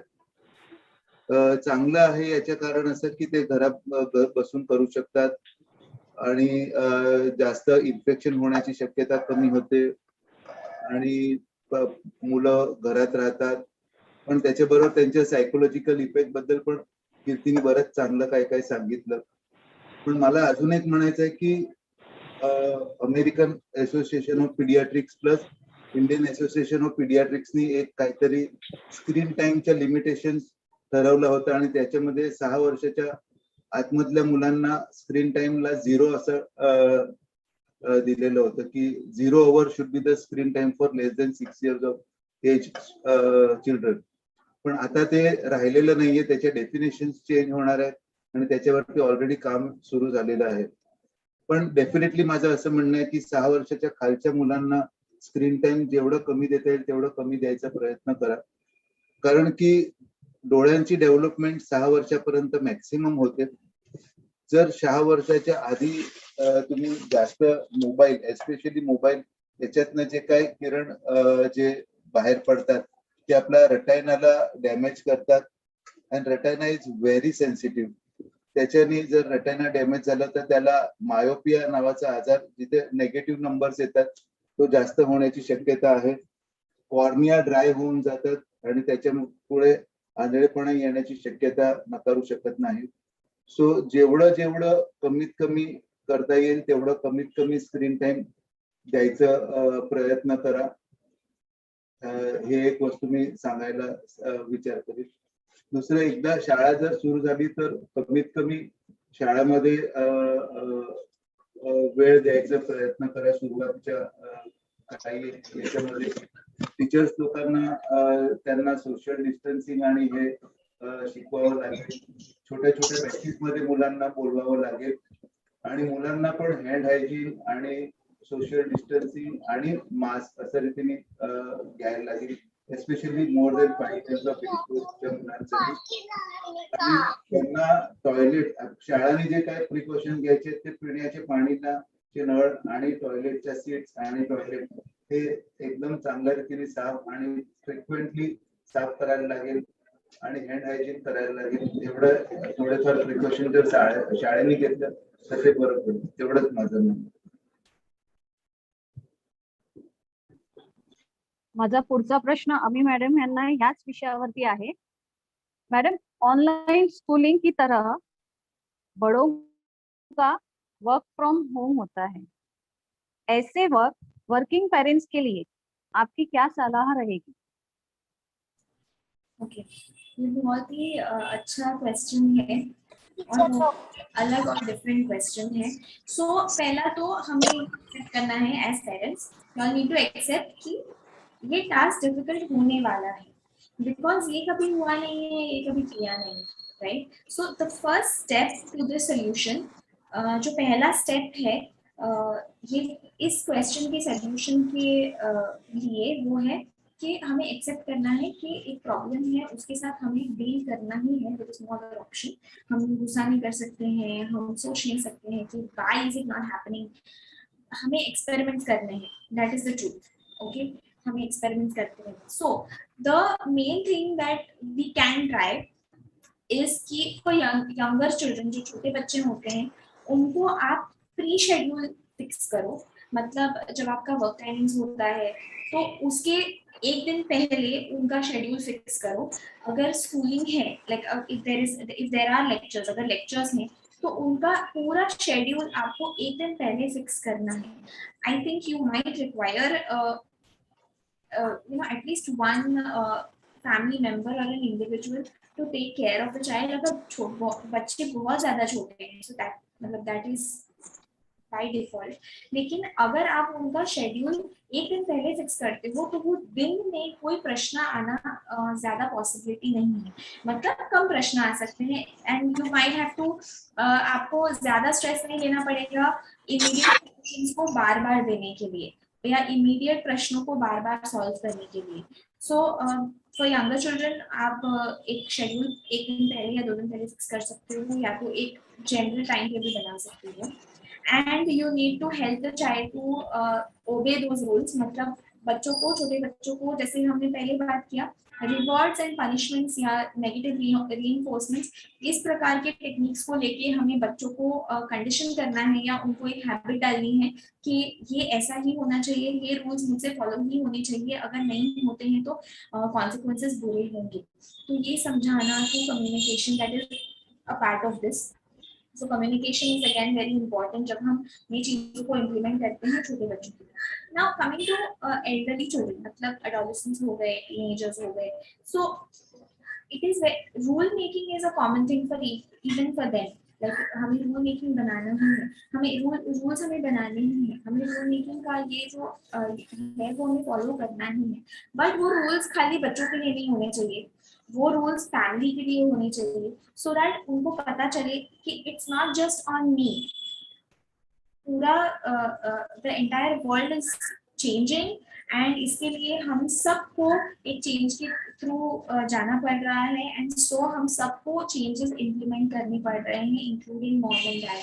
तो ये कम्युनिकेशन एल्डरली बच्चों को करना बहुत जरूरी है and therefore family rules need to be made. ये एक चीज मैं आपको हाईलाइट करना चाहूंगी कि one of the most common things जो मैंने देखा है when it comes to parents, parents को अपने बच्चों के लिए सब कुछ करना है.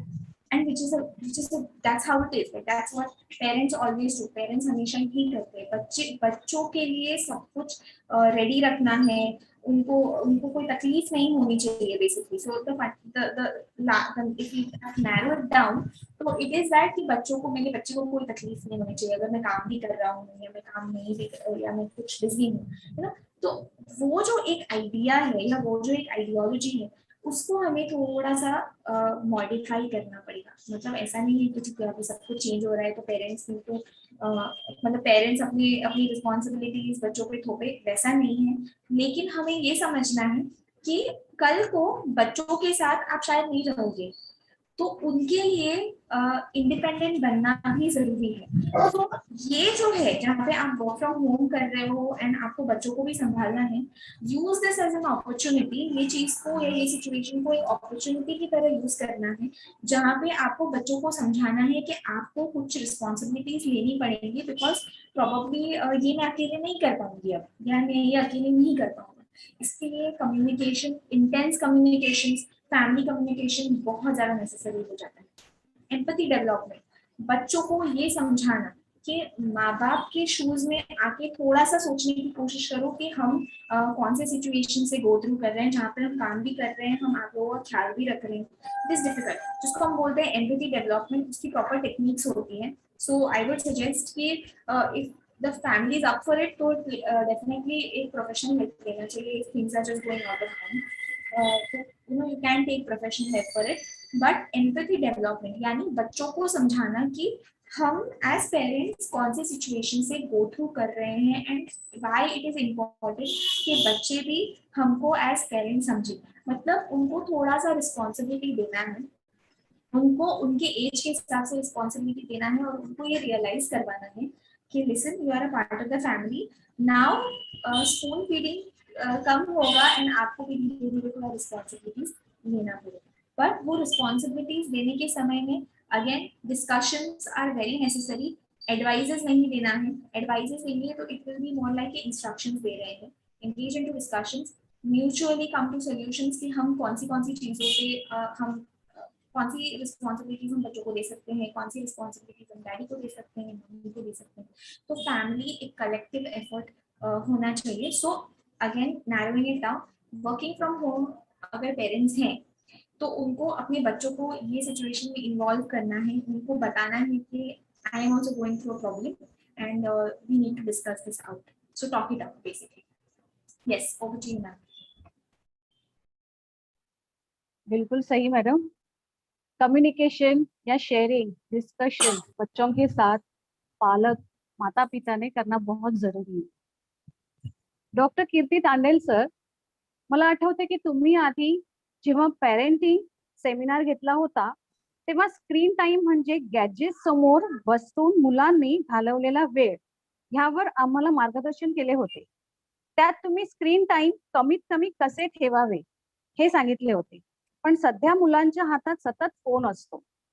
अशा परिस्थितीत मुलांना mobile addiction, gaming, social media यापासून कसे दूर ठेवावे याबद्दल समजवाल का? नक्कीच मॅडम. जसं आता भानोड सरांनी पण सांगितलं की वेळ बदललेली आहे तसंच सगळे डेफिनेशन बदलणार आहे. सुरुवातीला आपण नेहमी सांगायचं की मोबाईल गॅजेट जे आहे आणि मोबाईलच नाही, स्क्रीन म्हणजे कुठलीही स्क्रीन, टीव्ही असो, टॅब असो, मोबाईल असो, कुठलीही असो. पण आता तसं नाही करणार कारण आपला मेन कॉन्टॅक्ट जो आहे मुलांचा तो त्याचद्वारे आहे, गॅजेट्सद्वारे. जे एज्युकेशनचा जो 5-6 तास दिवसाचे जे जातात ते त्याचद्वारे आपल्याला करावे लागतात. तर नक्कीच यावर रिसर्च होत आहे, संशोधन होत आहे. त्याच्यावर आपण नवीन गाईडलाईन्स येणार आहे तेव्हा आपण नक्कीच डिस्कस करू.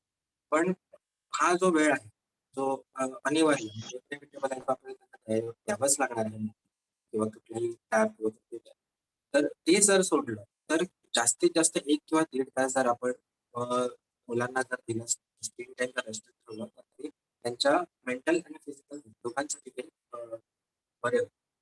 आता त्याच्यामध्ये आपल्याला कुठेतरी एक एक्सेप्टन्स आलं पाहिजे की ठीक आहे, जसं आपले वेळ बदलली आहे तसं आपल्याला हे कुठेतरी ऍडजस्ट करावं. आता दुसरी एक गोष्ट अशी आहे की बघा, मुलं जेव्हा शाळेत जायची तेव्हा त्यांची एक स्पेस असायची, तेव्हा त्यांचे फ्रेंड्स असायचे. फॅमिलीपासून ते 5-7 तास लांब राहायचे आणि तेव्हा आपल्या फ्रेंडचा एक त्यांचा एक वर्ल्ड होतं, एक विश्व होतं. ते आता कम्प्लिटली कट ऑफ झालं. तर कुठेतरी मग सतत आपल्या घरामध्ये आई वडील आजूबाजूला असतात, आजी आजोबा असतात आणि फ्रेंड्सनी आपल्याला आई बाबा बाहेर जायला देत. मग फ्रेंड्स बरोबर कॉन्टॅक्ट कसा ठेवावा, तर शेवटी मग मोबाईलच हातात. पण जर फ्रेंड्स बरोबर पण आपल्याला भेटायला नाही मिळालं मग काय? मग आम्ही काय करणार? मग आम्ही गेम्स. तर त्यांच्याकडे एक्सपिरियन्स तर भरपूर असतो. पण त्या एक्सपिरियन्सच्या मागे एक कारण जे आहे ते आपल्याला समजून घेणं फार गरजेचं आहे. आता स्क्रीन टाईम जो आहे हा कन्सेप्ट नक्कीच इव्हॉल्व्ह होतो. त्याच्यावर आपण जसं मी म्हटलं की रिसर्च गाईडलाईन्स येते आणि त्यानुसार आपल्याला ते फॉलो करावे. तुमचा जो सेकंड जो पार्ट आहे प्रश्नाचा जो आहे गेमिंग किंवा सोशल मीडिया, हे त्याच्यामध्ये मेन कन्सेप्ट म्हणजे की ऍडिक्शन बद्दल आपण विचार की आता गेमिंग कम्प्लिटली नेगेटिव्ह नाही. बरेच असे गेम्स आहेत जे ब्रेनच्या स्टिम्युलेशनसाठी फार चांगले असतात. पण इथे आपण नेगेटिव्ह पार्ट डिस्कस. तर जेव्हा गेमिंग म्हणतो तेव्हा आपल्याला कुठले आठवतात? मुलं काय खेळतात? पबजी खेळतात, मग ते फ्री फायर काय असतं ते खेळतात. त्याचं मोस्टली कॉम्बॅट आणि स्ट्रॅटेजिक गेम्स जे असतात जिथे हिंसा, व्हायलन्स अशा गोष्टी फार पाहायला मिळतात. तर आणि हे कुठे खेळतात? दरवाजा बंद करून एकटं कुठेतरी, मग ते सगळ्यांचे कोऑर्डिनेट करून ह्याला ग्रुपमध्ये करून हत्यारं घेऊन एकमेकांना मारायचं.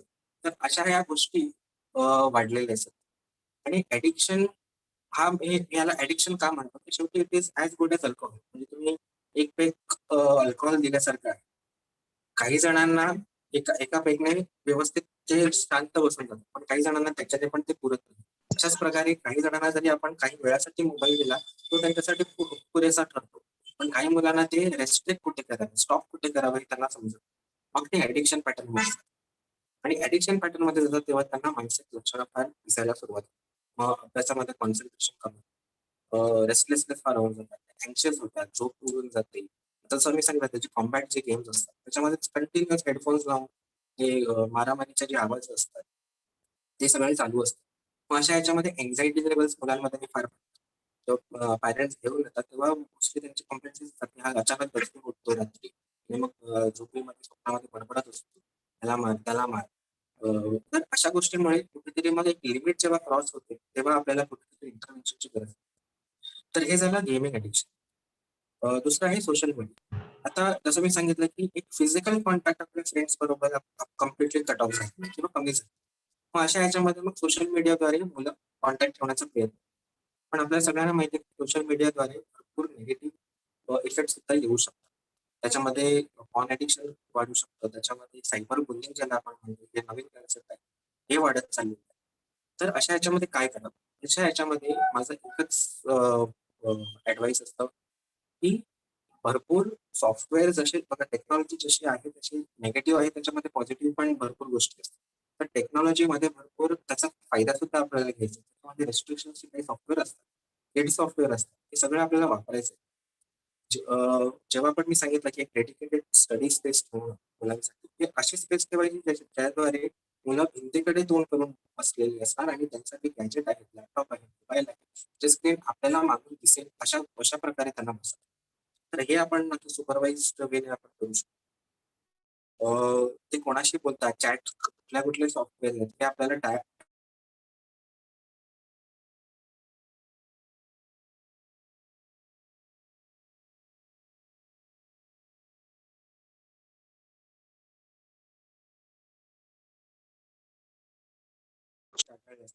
नक्कीच मुलांसोबत की व्यवस्थित संवाद करणं, त्यांच्याशी विचारपूस करणं फार गरजेचं आहे. जिथे तुम्हाला वाटते की मुलं कदाचित काही लपवत असतील आणि त्याचा वाईट परिणाम होत असेल तर नक्कीच आपण तिथे प्रोफेशनल हेल्प नक्कीच घेऊ शकतो. तर हे झालं मोबाईल आणि गेमिंग ॲडिक्शन. तर माझ्या मते स्क्रीन टाईम सध्या जे आपलं अभ्यासाची जी वेळ वापरली जाते मोबाईलसाठी ती सोडून कदाचित जास्तीत जास्त 1 तास आपण मुलांना तो देऊ शकतो. हे काय सांगतोय कारण कुठली गोष्ट केली तर ते सक्सेसफुल होतात असं बिलकुलही नसतं. तर मॉडरेशन मध्ये सगळ्या गोष्टी करणं फार गरजेचं आहे. पण सुरुवातीला पण जेव्हा पॅन्डेमिकच्या अगोदर स्क्रीन टाइम बद्दल बोलायचं तेव्हा पण मी तेच म्हणेन आपण 0 नाही करू शकत. बॅन करू नाही शकत, मोबाईल हातात घ्यायचाच नाही. कारण तसं करताना काय होणार मुलांचं निगेटिव्ह बिहेवियर वाढतं आणि त्याचद्वारे मुलं फार स्मार्ट असतात. ते जरी तुम्हाला त्या मार्गाने जर त्यांना हवीशी जी वस्तू आहे ती मिळत नसेल तर ते चुकीचा मार्ग नक्कीच काढू शकतात. म्हणून कुठेतरी ते मॉडरेशन मुलांसोबत आपल्याला बार्गेनिंग करायला शिकतो. त्यांची जी इच्छा आहे आणि आपली जी इच्छा आहे त्याचा बदल करून वेळवे आला तर हे आपल्याला सुद्धा कुठेतरी शिकलं पाहिजे. आणि मी नेहमी सांगतो पॅरेंट्सला की मुलांना समजावताना जर ते कम्प्लिटली जर ऐकत नसतील तर ते फक्त त्यांचाच प्रॉब्लेम आहे असं नाही समजायचं. कुठेतरी आपली जी आपली जी चिंता आहे, आपला जो त्यांच्याबद्दल जो कन्सर्न आहे तो कदाचित आपण व्यवस्थित त्यांना प्रेझेंट करू शकतो. तेव्हा जाऊन ते त्या गोष्टीला समजू शकतात. तर इथे आपल्याला कुठेतरी पॅरेंटिंग ह्या गोष्टीबद्दल थोडासा विचार नक्कीच करावा लागेल. Okay ma'am. माझा पुढील प्रश्न हा डॉक्टर बारोट सरांना आहे.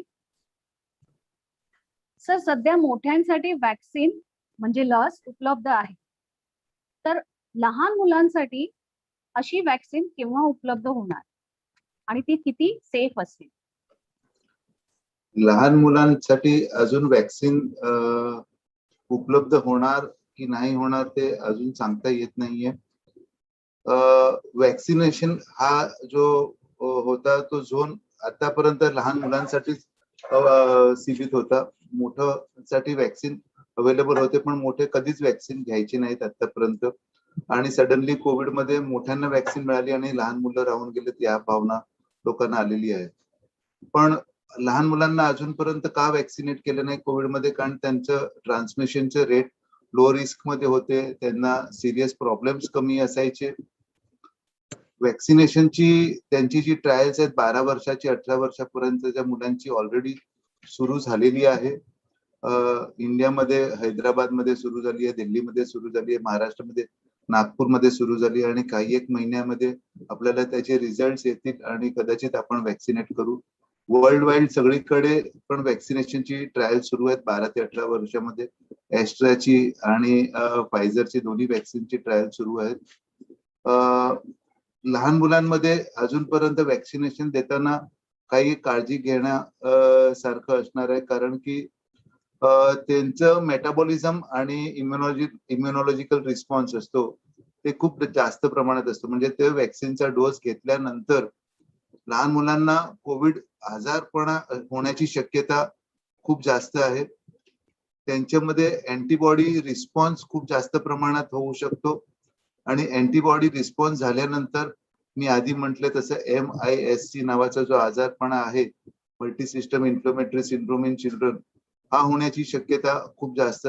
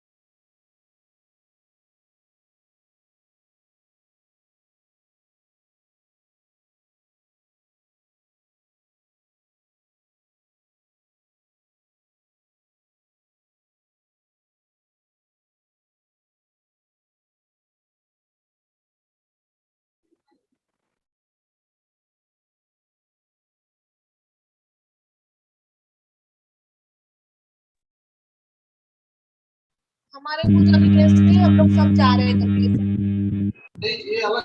मला असं वाटतं की डॉक्टरांचा काहीतरी नेटवर्क इश्यू असावा, तर त्यासाठी आपण थोडा वेळ थांबूया आणि पुढचा प्रश्न आपण अमी मैडम यांना विचारूया. मैडम, जैसा कि हम देखते हैं कि लॉकडाउन की वजह से बच्चे अक्सर चिड़चिड़े हो गए हैं, गुस्सा करते हैं, अपनी मनमानी करते हैं. अगर कोई बच्चा नेगेटिव इमोशंस या नेगेटिव बिहेवियर करता है तो पेरेंट्स कैसे उनसे डील करें?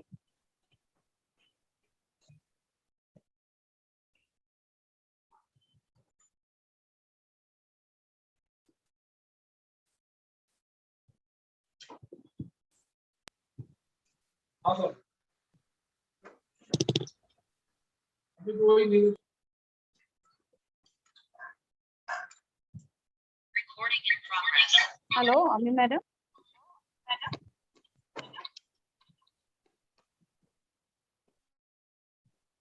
सर, पुढचा प्रश्न मी तुम्हाला विचारू इच्छिते. विचारू का सर?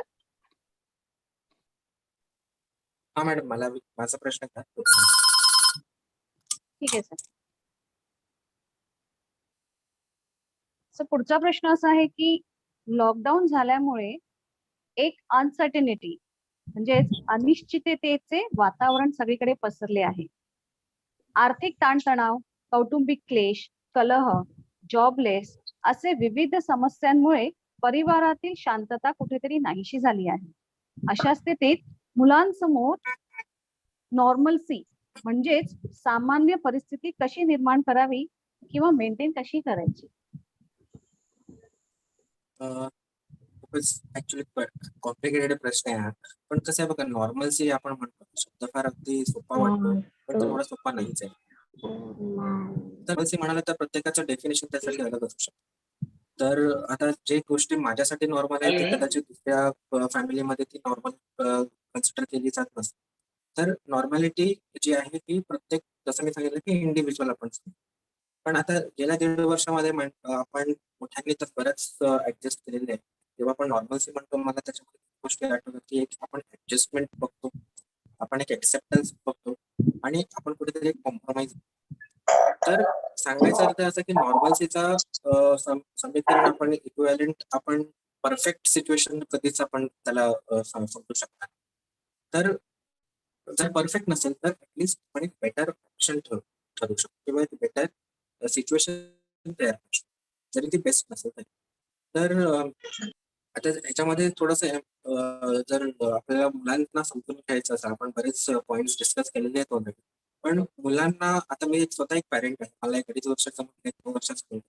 आता त्यांनी जग अजून पाहिलेलं नाही आणि 1.5 वर्ष जर आपण घरातच राहिलेलो कमी कमी बाहेर पडतो, तर जे स्टिम्युलेशन जे मिळायला पाहिजे त्यांना मिळत नाही. मोठे मुलं आहेत त्यांना बाहेर प्लेग्राऊंड मध्ये जाणं, झटपट मारी करणं, शाळेमध्ये जाऊन मस्ती करणं, पनिशमेंट करणं, हे सगळंच थांबलेलं आहे. तर त्यांच्यासाठी आपल्याला समजून घ्यायचं की ही जी सिच्युएशन आहे हे फार डिफिकल्ट. घरात बसून सगळ्या काही गोष्टी ऍडजस्ट करणं, सतत आई बाबांचं त्याच्यावर निरीक्षण असणं आणि बाहेर जाणं आपलं थांबलेलं आहे. तर अशा गोष्टी सगळ्या रेस्ट्रिक्शनमुळे कुठेतरी फ्रस्ट्रेशन आले. तर तरी सुद्धा जसं मी म्हणालो की कुठेतरी जसा माणूस हा सामाजिक प्राणी, सोशल अनिमल, तो ऍडजस्ट करत नाही, तो अडॅप्ट करत नाही, तो एक गोष्टींना कुठे कॉम्प्रोमाइज करत आणि पुढे जातो. तर अशा ह्याच्यामध्ये मॉडरेशन म्हणजे अति ह्याच्यामध्ये न जाणं किंवा एका विशिष्ट लिमिट मध्ये ठेवणं कुठलीही गोष्ट. जसं आता आपण स्क्रीन टाईम बद्दल म्हणालो तर त्याच्यामध्ये पण आपण मॉडरेशन केलं. आपले एक्सपेन्सेस पहिल्यासारखे राहिले नाही त्याच्यामध्ये आपण मॉडरेशन. तर घरातलं जे वातावरण जे तुम्ही होत चाललेलं त्याच्यामध्ये प्रत्येक फॅमिलीचा जो प्रत्येक मेंबर आहे त्याची प्रत्येकाची एक जिम्मेदारी, रिस्पॉन्सिबिलिटी. आपण पॅरेंटिंग म्हणालो, पॅरेंट हा याची परिभाषा आपण डिस्कस केली. पॅरेंट म्हणजे फक्त आई बाबा नव्हे, तर आपल्या मुलांची जी काळजी घेतात, मग त्या घरामध्ये सगळेच आजी आजोबा असो, काका काकी असो, जे मोठे भावंड असो, टीचर्स असो, हे सगळेच पॅरेंट्स आहेत. तर अशा ह्याच्यामध्ये रिस्पॉन्सिबिलिटी शेअर करणं फार गरजेचं आहे. दुसरी गोष्ट की जसं मी त्या प्रश्नाचं उत्तर देताना सांगितलं की जेव्हा आपण डिसऑर्गनाइज कन्फ्युज असतो तेव्हा आपण ट्राय करतो की एक रुटीन फॉलो, बाउंड्रीज सेट करणं फार गरजेचं. आणि पालकांना माझं एक फार महत्वाचं ऍडवाइस हे आहे की मुलांचं मानसिक स्वास्थ्य सांभाळण्याच्या अगोदर आपल्या स्वतःचं मानसिक स्वास्थ्य सांभाळणं फार गरजेचं आहे. कारण तुम्ही ते पिलर आहात. तर तुम्ही डगमगला तर नक्कीच त्याचा परिणाम होतो. तर आपला मानसिक स्वास्थ्य, आपला जो स्ट्रेस आहे तो कसा मॅनेज करावा, पण नक्कीच आपल्याला वेळ काढून व्यवस्थित त्याला प्रायोरिटी दिली पाहिजे. आणि मुलांसाठी जसं लाईफ स्किल्स असतात, जीवनाचे विशेष जे पैलू असतात, ते शिकण्याचे जे व्हॅल्यूज असतात, सेल्फ अवेअरनेस असतं, सेल्फ कॉन्फिडन्स असतं, एक रिस्पॉन्सिबिलिटीचं अवेअरनेस असतं, क्रिटिकल थिंकिंग असतं. अशा भरपूर गोष्टी असतात जे आपल्याला घरी बसून भरपूर वेळ असताना ते करून घेणं फार गरजेचं. त्यांच्यासोबत टाइम स्पेंड करणं फार गरजेचं आहे. असं म्हणालो की कम्युनिकेशन, त्याशिवाय दुसरा पर्याय नाही. तर हे काही सिंपल गोष्टी आहेत जिथे आपण जसं मी म्हणालो की कदाचित नॉर्मल नाही फील करणार पहिल्यासारखं, पण कुठेतरी जे ऑप्शन्स आपल्याकडे अवेलेबल आहेत त्याच्यातला एक बेटर ऑप्शन आपण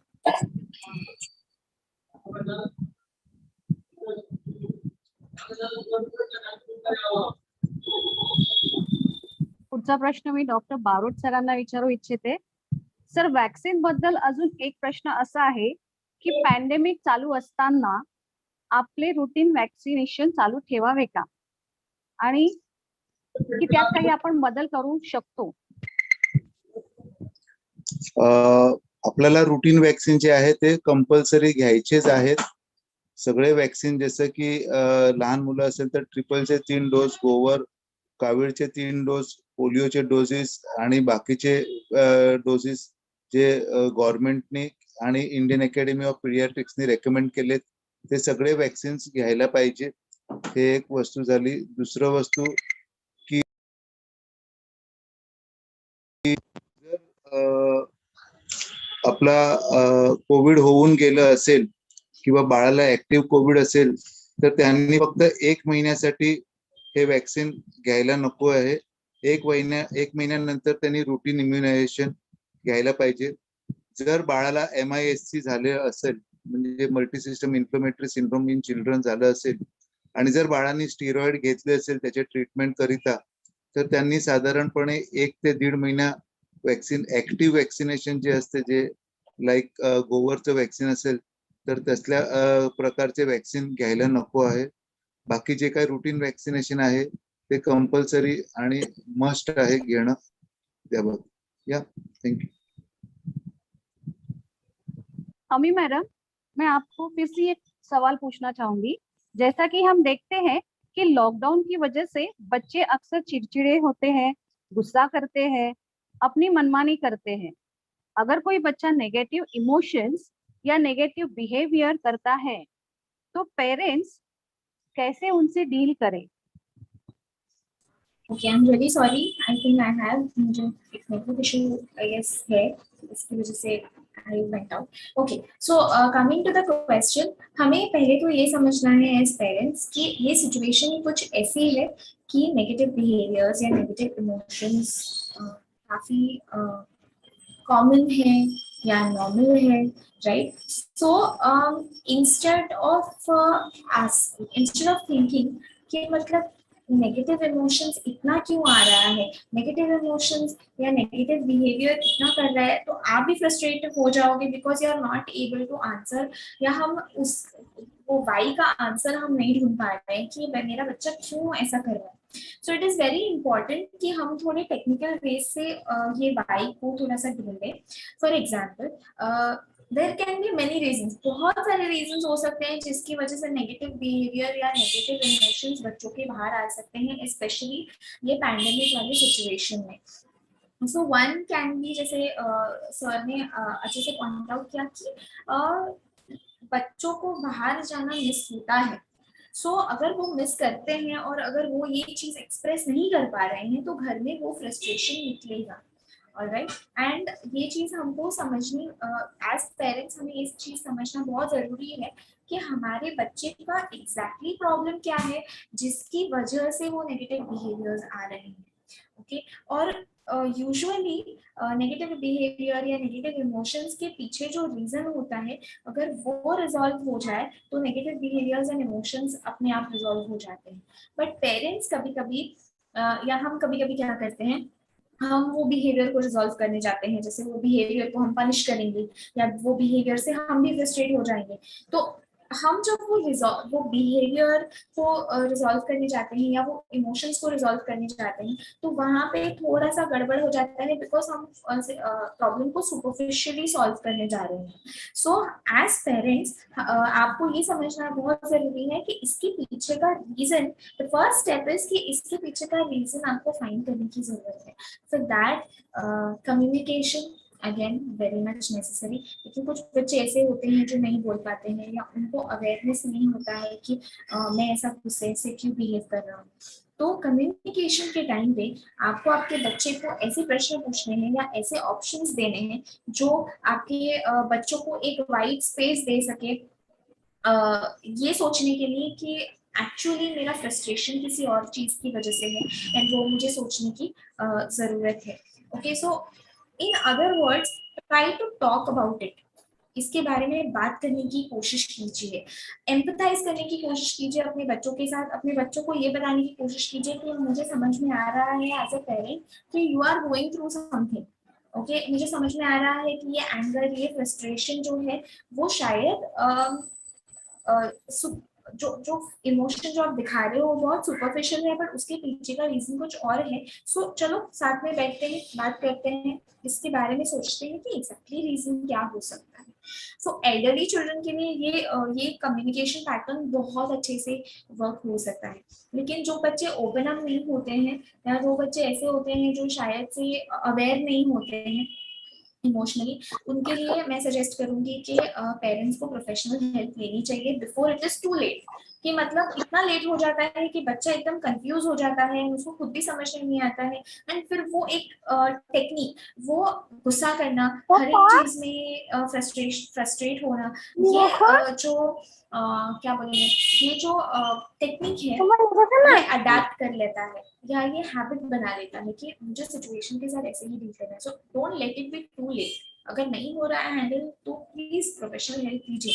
हम थेरेपी में हम टेस्ट्स करते हैं, प्रोजेक्टिव टेस्ट्स करते हैं, हम ड्राइंग टेस्ट्स करते हैं, हम ड्राइंग टेस्टिंग में और दूसरे प्रोजेक्टिव टेस्ट होते हैं जिससे हमें बच्चों को डायरेक्टली पूछे बिना हमें पता चलता है कि बच्चों को प्रॉब्लम क्या हो रही है. सो इफ यू थिंक कि नहीं हो रहा है प्लीज डू इट. अदरवाइज हमें बहुत इम्पोर्टेंट है ये समझना कि फैमिली में जितने भी मेंबर्स हैं उन लोगों को एक प्रकार का कम्युनिकेशन पैटर्न अडेप्ट करना है. फॉर एग्जाम्पल, अगर हम एक्सपेक्ट कर रहे हैं कि बच्चा मुझसे मेरे साथ अपनी इमोशंस शेयर करे, तो इट इज वेरी इंपॉर्टेंट कि बच्चे को भी समझ में आए कि ओके मम्मा या डैडा इज ऑल्सो शेयरिंग इमोशंस. मतलब रोल प्ले करना है कि it is okay. Talking about negative emotions is okay. नकारात्मक भावनाओं के बारे में बात करना एक नॉर्मल बात घर में बनानी है. हमेशा खुश रहना जरूरी नहीं है. कभी कभी हम दुखी भी हो सकते हैं. ये emotional point of view of the world ये हमको बच्चों को ये पैंडेमिक में देना है. इन अदर वर्ड्स, जब बच्चे चिड़चिड़े होते हैं in in the current situation, हमें ये सिचुएशन को एक अपॉर्चुनिटी में यूज करना है जहाँ पे हम उनका इमोशनल इंटेलिजेंस बढ़ा सकते हैं ताकि वो अपने बारे में और भी ज्यादा अवेयर रहें और अपने अपने आप को और भी अच्छे से जाने कि मुझे कौन सी चीजें नहीं पसंद है और मुझे कैसे हेल्दी कोपिंग मैकेनिज्म्स को अडेप्ट करना है ताकि मैं इसे गलत तरीके से डील ना करूं. And the last thing I want to say is कि आपको एज पेरेंट्स अपने बच्चों के साथ टाइम स्पेंड करना चाहिए to understand exactly what is the problem. ये मैंने रिपीट किया है लेकिन मैं इसको थोड़ा सा टेक्निकली बोलना चाहूंगी. जैसे सर ने बोला 10 मिनट्स ऑफ द डे दे दो, राइट? लेकिन किस प्रकार आप बात करते हो, प्रश्न पूछते हो, एडवाइस देते हो, कॉन्वर्सेशंस में किस प्रकार एंगेज होते हो, ये चीज एज पेरेंट्स आप लोगों को ध्यान रखना है. मतलब आपको कॉन्शियसली जो भी मुझे बैठ के बोला है बात करने के लिए, इसके लिए बस बच्चों के साथ बात करना है नहीं. आप लोगों को प्रेजेंस ऑफ माइंड रख के आप लोगों को बच्चों के साथ बात करनी है सो दैट उनको एक नॉन जजमेंटल स्पेस मिले end so that they can talk whatever they want to. Yes, ma'am. Over to you. Doctor Kirti sir, जसं आता मॅडम म्हणायला की मुलांनाही फ्रस्ट्रेशन असतं, पेरेंट्सलाही असतं, तेवढं स्ट्रेस असतं, फ्रस्ट्रेशन असतं. कारण मुलं ही सतत घरी असतात, कंटाळतात, बोर होतात. मग अशा वेळेस त्यांना कशा प्रकारे आपण एंगेज ठेवू शकतो? की चांगल्या फक्त एंगेज ठेवण्यापेक्षा माझं ओपिनियन असं की त्यांना इन्व्हॉल्व, कारण इन्व्हॉल्व ठेवल्यानंतर त्यांना एक त्या सोल्युशनचा एक पार्ट आहे अशी एक भावना आहे आणि मग ते जास्त त्याच्यामध्ये इंटरेस्ट देऊ शकतात. तर आपण पॅरेंट्स नेहमी मला अभ्यासाबद्दलच कंप्लेंट्स की हा अभ्यास करत नाही, ऑनलाईन चालू असतो, बोलत असतो, हे करत. पण बघा आता सध्या जसं मी म्हणालो की नॉर्मलसी येण्याची एवढी अपेक्षा ठेवू नका. पहिल्यासारखं तेवढं नॉर्मल नाही राहणार. एक ऍडजस्ट करायचं, कॉम्प्रोमाइज करायचे आणि त्यांना या सिच्युएशनला अडॅप्ट करायचं. मग कुठेतरी अभ्यासाव्यतिरिक्त जे ज्ञान जे मिळते, माझं असं ओपिनियन आहे की आता जे मुलं शिकतात घरी बसून जीवनाबद्दल जे शिकतायत हे धडे त्यांना आयुष्यभर राहणार. कारण आता लाईफ व्हॅल्यूज ते कळत आहे, शेअरिंग काय असतं हे कळतंय, रिस्पॉन्सिबिलिटी काय आहे हे कळतं. तर कुठेतरी हे व्हॅल्यूज पण फार तेवढेच महत्वाचे जेवढं आपल्या पुस्तकी ज्ञान जेवढं महत्वाचं. तर जसं मी म्हणालो की इन्व्हॉल्व कसं ठेवायचं, तर यासाठी काही जास्त खर्च करण्याची काही गरज नाही. घरी भरपूर काय अशा गोष्टी आहेत की आपण मुलांना आपण त्याच्यामध्ये त्यांचा सहभाग घेऊ शकतो. सोपे अगदी छोटे छोटे गोष्टी म्हणजे आता समजा, आणि या गोष्टींमध्ये एक रिस्पॉन्सिबिलिटीची एक थीम असली पाहिजे की जे करून त्यांना एक स्वतः एक जिम्मेदारीची भावना आली पाहिजे. तर सिंपल गोष्टी कशा आहेत की समजा आता सकाळी उठलं की बेड तयार करणं, साधारण फोल्ड करून ठेवणं, जेवताना आपण जे टेबल असतं, डायनिंग टेबल जे असतं ते आपण व्यवस्थित सेट करणं, किंवा घरामध्ये काही कुंडी वगैरे असेल, गार्डन वगैरे असेल तिथे पाणी टाकणं, ठीक आहे. घरातली रूम साफ करणं, तरी पूर्ण घर नसेल तरी त्यांचा जो म्हणाला स्टडीचा कॉर्नर आहे तो व्यवस्थित ऑर्गनाइज करून एका फिक्स टाइम ते करू शकतो. तर सांगण्याचा अर्थ हे आहे की रिस्पॉन्सिबिलिटी आणि इन्व्हॉल्वमेंट ह्या दोन गोष्टी त्यांना समजण्या फार गरजेचं, तेव्हा ते रिपीटेडली होऊ शकतात. ऑफकोर्स ते दर दिवशी करता येईल असे टास्क आपल्याला निवडायचे. त्यासोबत पॅरेंट्सचा इन्व्हॉल्वमेंट पण फार गरजेचं आहे. आता अशा याच्यामध्ये पॅरेंट्सला मी काय सांगतो की आपल्या मुलांवर चेक ठेवण्यासाठी, त्यांच्यासोबत टाइम स्पेंड करण्यासाठी एक सिंपल गोष्ट आहे की अशी हॉबी, एक असा छंद जोपासायचा जो तुम्ही दोघंही एकत्र करा. आता समजा सोपं आहे की पेंटिंग असेल किंवा सिंगिंग असेल, तर पूर्ण 24 तासातला आपण अर्धा तास, 1 तास संध्याकाळचा असा काढू शकतो, जिथे आपण पॅरेंट आणि त्यांची मुलं एकत्र बसून तो छंद एन्जॉय करू शकतात, एकत्र एन्जॉय करू शकतात. ते टुगेदरनेस फार गरजेचं असतं. त्यामुळे कसं वाटतं मुलांना पण वाटतं की हा मी सुद्धा माझ्या आईशी, माझ्या बाबांचा जो प्रॉब्लेम त्यांना जर काही त्रास होत असेल तर मी आय एम हेल्पिंग देम, आणि ही भावना येणं फार गरजेचं आहे. त्याच्यामुळे ती रेग्युलॅरिटी राहते. अ, दुसरं आहे की जसं मी 2 वेळा सांगितलं की रुटीन, प्रत्येक गोष्टीमध्ये रुटीन फॉलो. एक एक स्केलेटन तयार ठेवा. दिवसाचं एक स्केलेटन. असं डिसऑर्गनाइज राहिलं तर नक्कीच आपल्याला इमोशन्स आपले फार निगेटिव्ह होत जाणार.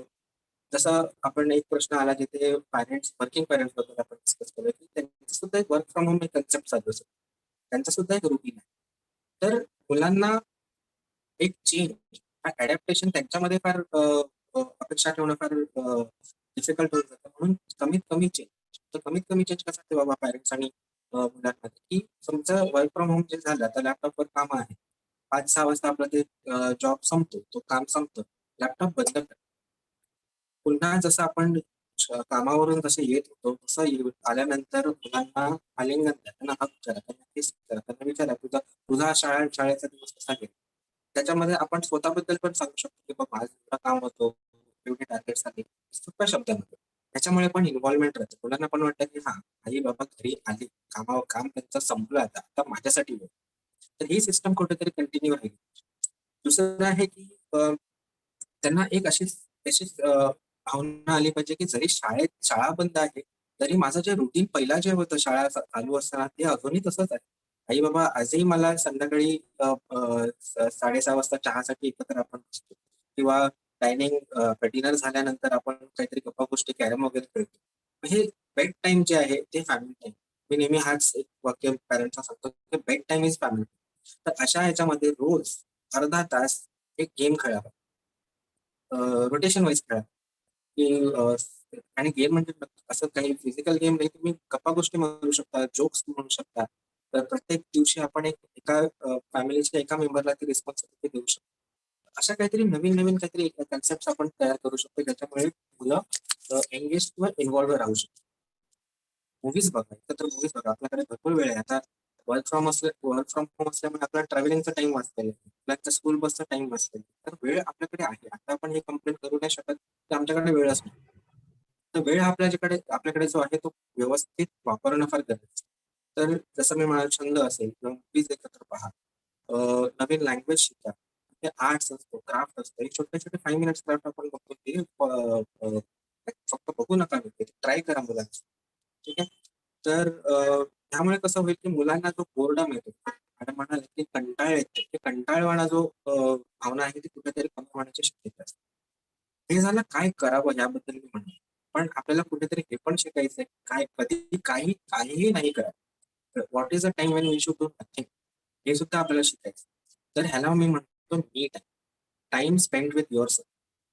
आणि ते फक्त मुलांसाठी नाही, मुलांना तर आपल्याला ते शिकवायचंच आहे, पण आपण स्वतः सुद्धा, कारण आपल्याला सुद्धा आपल्या वैयक्तिक स्ट्रेस असतो, मुलांची जिम्मेदारी वाढलेली. तर कुठेतरी हा मी टाइम आपल्याला रोज अर्धा तास फॉलो करायचा. मी टाइमचा सिंपल कन्सेप्ट आहे की आपल्याला सगळ्या गोष्टी, जिम्मेदारी, आपले सराउंडिंगशी कट ऑफ आणि स्वतःसोबत तो अर्धा तास स्पेंड करा. त्याला म्हणतात माइंडफुलनेस.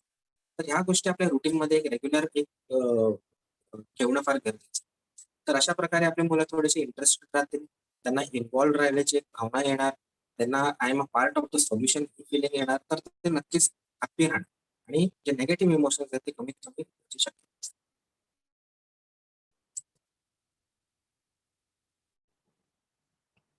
डॉक्टर बारोट सर, आपण मानसिकरित्या मुलांची काळजी कशी घ्यायची हे आताच पाहिले. पण पालकांना सतत चिंता असते की पॅन्डेमिक मध्ये मुलांना आहार कुठला द्यावा आणि त्यावर तुमचा सल्ला काय असेल?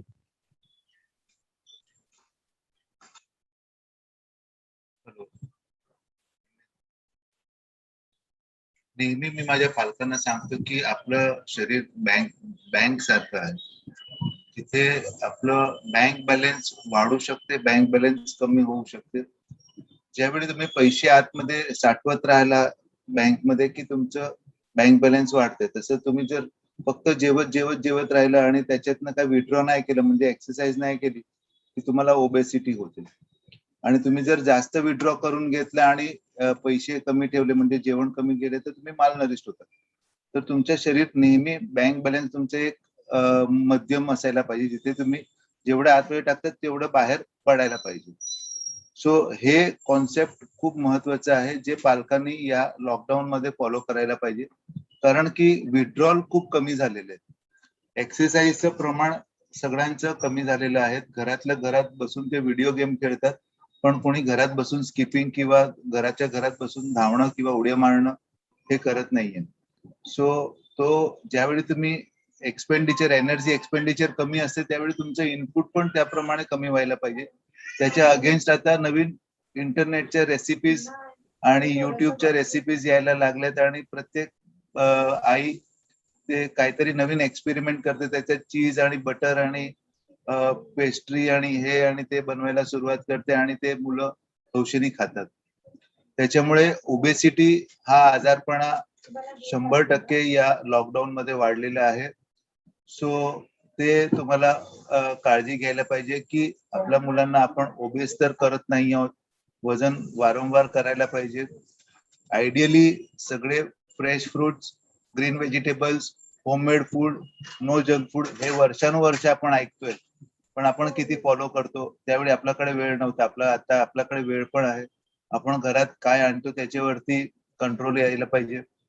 प्रत्येक पॅरेंट असंच म्हणतो की आमच्याकडे आता फायनान्शियल प्रॉब्लेम आहे, तर या फायनान्शियल प्रॉब्लेमचा तुम्ही जर थोडं एक 5-10% त्याच्यातनं रिडक्शन करून बाहेरचं खाण्याचे पदार्थ जर तुम्ही घरात कमी आणले तर त्याच्यावर पण ते रिस्ट्रिक्ट होऊ शकते. सो या रीतीने तुम्ही जास्तीत जास्त बाहेरचं अन्न, जे बाहेरचे फास्ट फूड, बाहेरचं जे आपण कधीतरी खायचं हे म्हणतो ते रोज खाणं बंद करून जेवढं घरातलं बनवलेलं जेवण आणि ताजं बनवलेलं जेवण हे जर द्यायचा प्रयत्न केला तर प्रॉब्लेम्स कमी होतात. सगळ्यात मोठी आणि इम्पॉर्टंट वस्तू म्हणजे आपल्या ज्या समाजामध्ये आहे ते उरलेलं जेवण. म्हणजे आता 1 चमचा उरलाय, तू खाऊन घे. 1 चमचा उरलेला आहे ते संपवून टाक. भूक नसली, जेवढं जेवण पाहिजे तेवढंच जेवा. जबरदस्ती कोणी सांगतंय म्हणून जेवू नका. आणि जर नाही म्हणायला शिका जेवणाला पण, की आता माझी कॅपॅसिटी संपली किंवा आता मला नको आहे, तर तुम्ही स्वस्थ राहणार, नाहीतर मग ओबेसिटी पर्यंत जाणार. सो जेवण जे उरलेलं आहे ते दुसऱ्यांना द्यायला शिका. आणि स्वतः, माझा मराठी शब्द वाईट आहे पण स्वतःवरती कोंबून घेऊ नका, जेवण कोंबून घेऊ नका. हे मला नेहमी मी माझ्या पॅरेंट्सना सांगतो जे माझ्याकडे येतात त्यांना, की तुम्ही अन्नाचा अपमान करू नका जास्त जेवून सुद्धा. सो हे माझं म्हणणं आहे या लॉकडाऊन मध्ये. नक्कीच सर. मुलांना जितका सात्विक आहार गरजेचा आहे, त्याचबरोबर पालकांना सुद्धा तुम्ही खूप छान एक सूचना दिली आहे की फास्ट फूड किंवा युट्यूबवर पाहून बनवण्यापेक्षा सात्विक आहाराकडे जास्त लक्ष द्या. माझा पुढचा प्रश्न हा अमी चौधरी मैडम यांना आहे. मैडम, आज कोविड की वजह से लगभग हर घर में एक बुरी खबर सुनने मिलती है. ऐसे परिस्थिति में बच्चों को कैसे संभाले या उन्हें परिवार में हुए मृत्यु की खबर कैसे सुनाए? ओके, ये काफी सेंसिटिव क्वेश्चन है एंड ये प्रश्न का जो उत्तर है वो शायद से हम जनरली नहीं दे पाएंगे. मतलब अगर हम ये वेबिनार में प्रश्न का उत्तर देना चाहें तो शायद से ये हर जगह पे या हर बच्चों पे एप्लीकेबल नहीं होगा, क्योंकि हर बच्चा डिफरेंट है, हर बच्चे को समझाने का तरीका डिफरेंट है. बट मैं एक जनरली एक चीज को हाईलाइट करना चाहती हूँ. मैंने पहले भी ये चीज बोली थी और अभी भी बोल रही हूँ, पेरेंट्स को कभी भी अपने बच्चों को दुखी नहीं देखना है, राइट?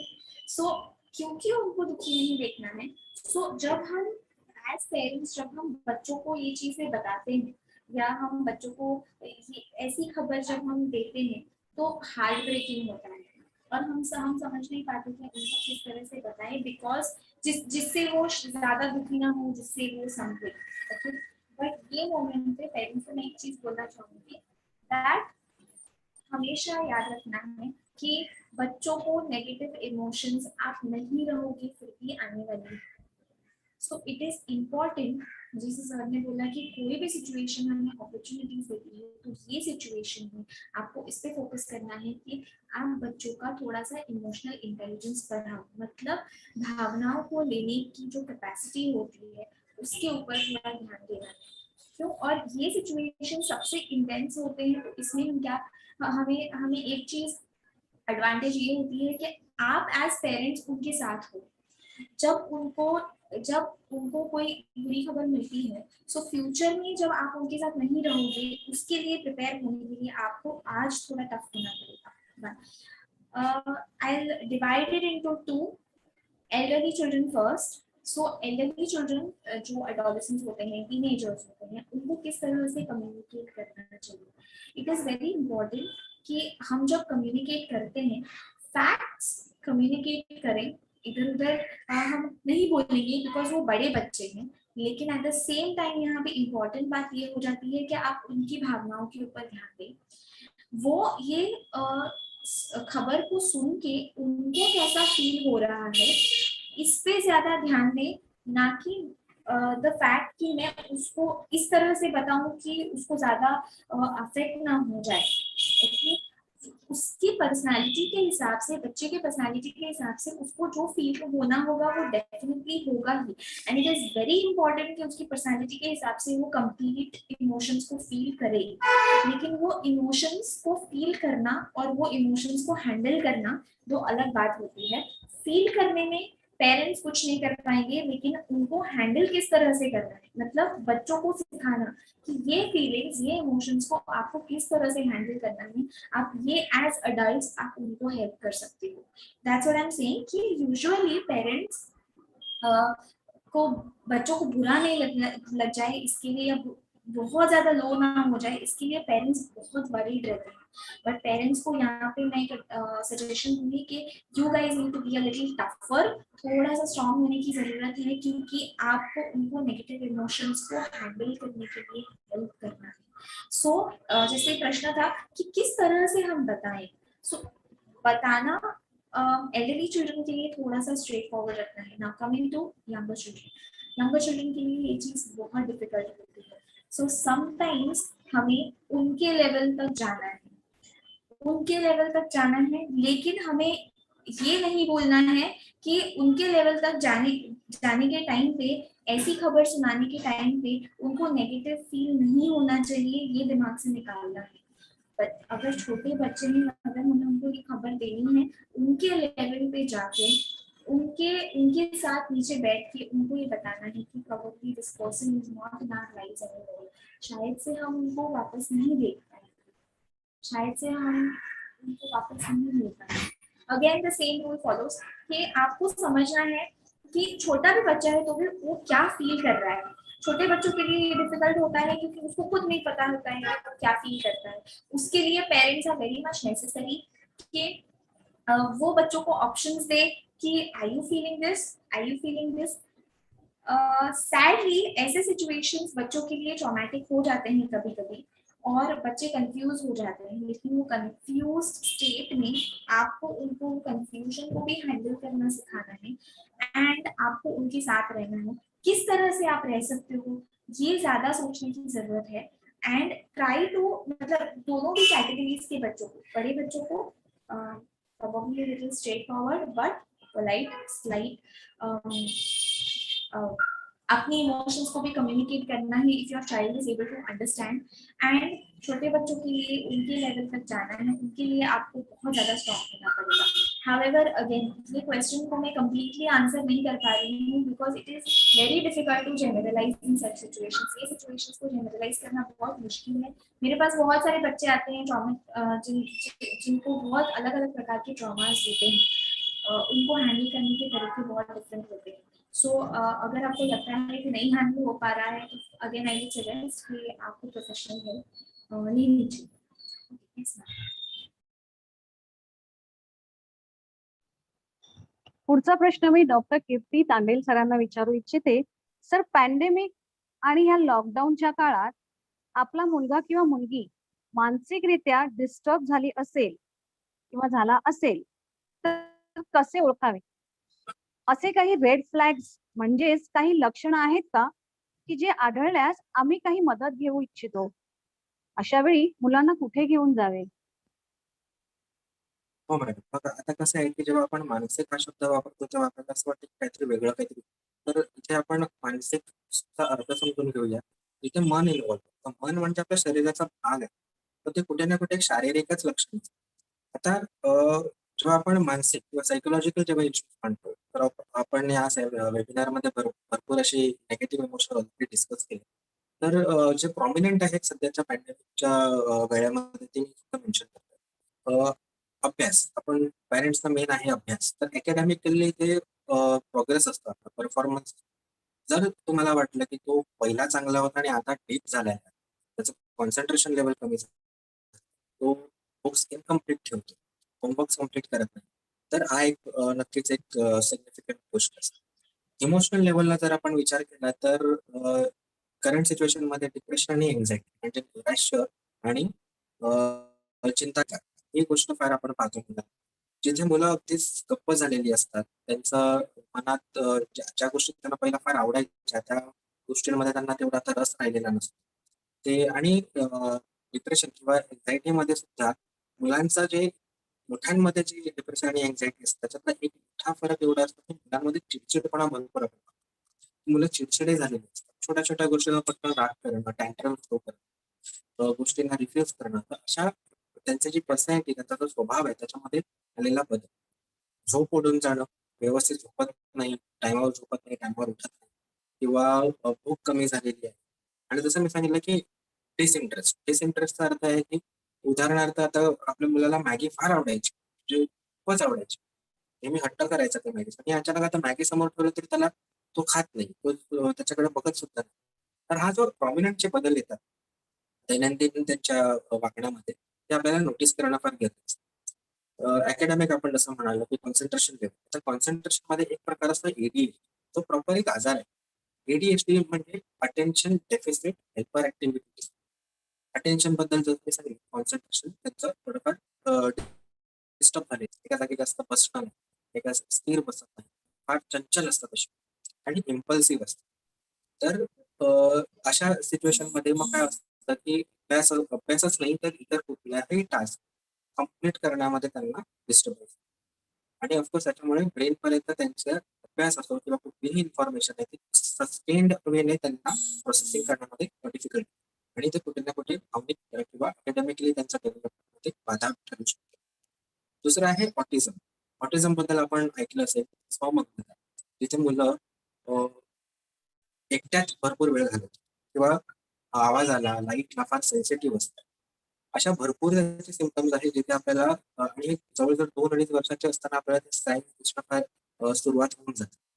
आय कॉन्टॅक्ट नाही ठेवत. जेव्हा आपण त्यांच्याकडे पाहतो ते पटकन त्यांची नजर फिरवतात. फ्लॅपिंग साईन असतं, पोटाला हर्ट करतात, चावतात. तर अशा ह्याच्यामध्ये मुलांना ताबडतोब कुठल्याही आजाराचं, आपल्या शारीरिक आजारामध्ये पण आपण हेच सांगतो, की त्वरित डॉक्टरकडे घेऊन जा.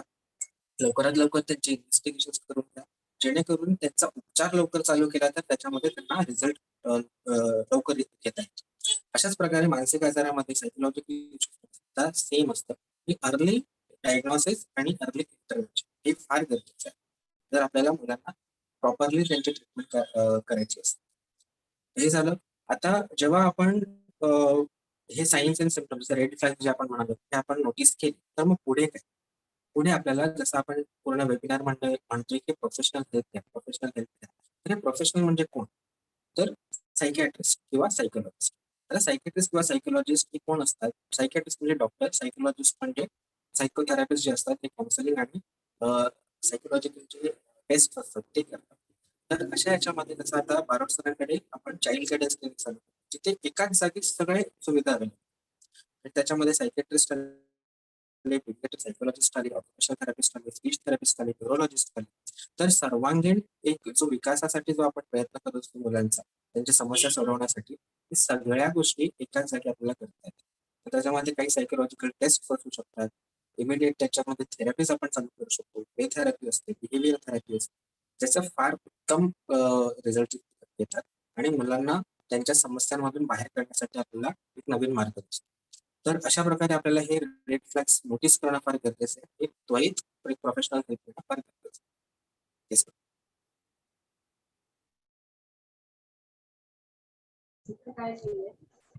आपल्याला पालकांकडून काही प्रश्न विचारण्यात आले आहेत.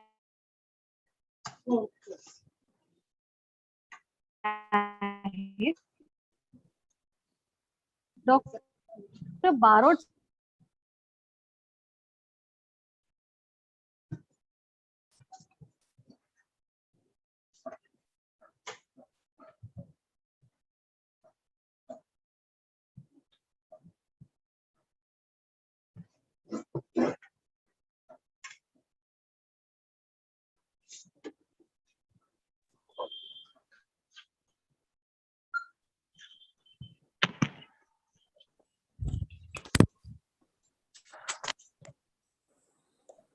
Recording in progress.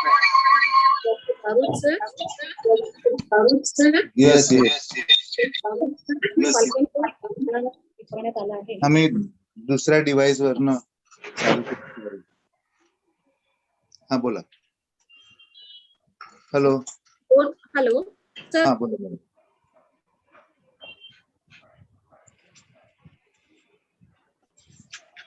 Hello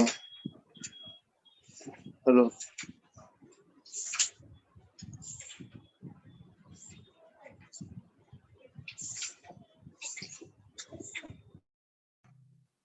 Madam, you are not audible.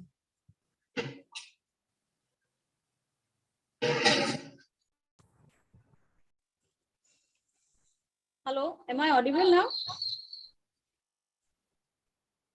Yes.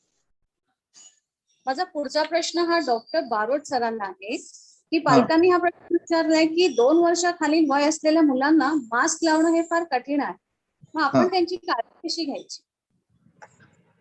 WHO, Indian academy of paediatrics and government of India तिघांनीही सांगितलं आहे की 5 वर्षाच्या खालच्या मुलांना मास्क लावण्याची गरज नाहीये, कारण की ते स्वतःचा मास्क सांभाळू शकत नाही. मास्क ही दुधारी तलवार आहे. जर तुम्ही मास्क तुमचं इन्फेक्टेड असेल, इथे तिथे लागलेलं असेल आणि तुम्ही त्या मास्कला तुमचे खराब हात जरी मास्कला लावले आणि जर त्याच्यातनं श्वासोश्वास घेतलं तर तुम्हाला इन्फेक्शन होण्याची शक्यता जास्त असते.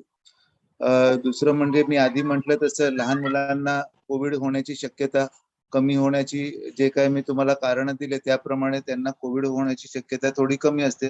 10% मुलांनाच फक्त 10% केसेस कोविडचे आपण बघितलेत या पॅन्डेमिक मध्ये. सो शक्य असेल तर लहान मुलांना मास्क लावणं हे बंद करा.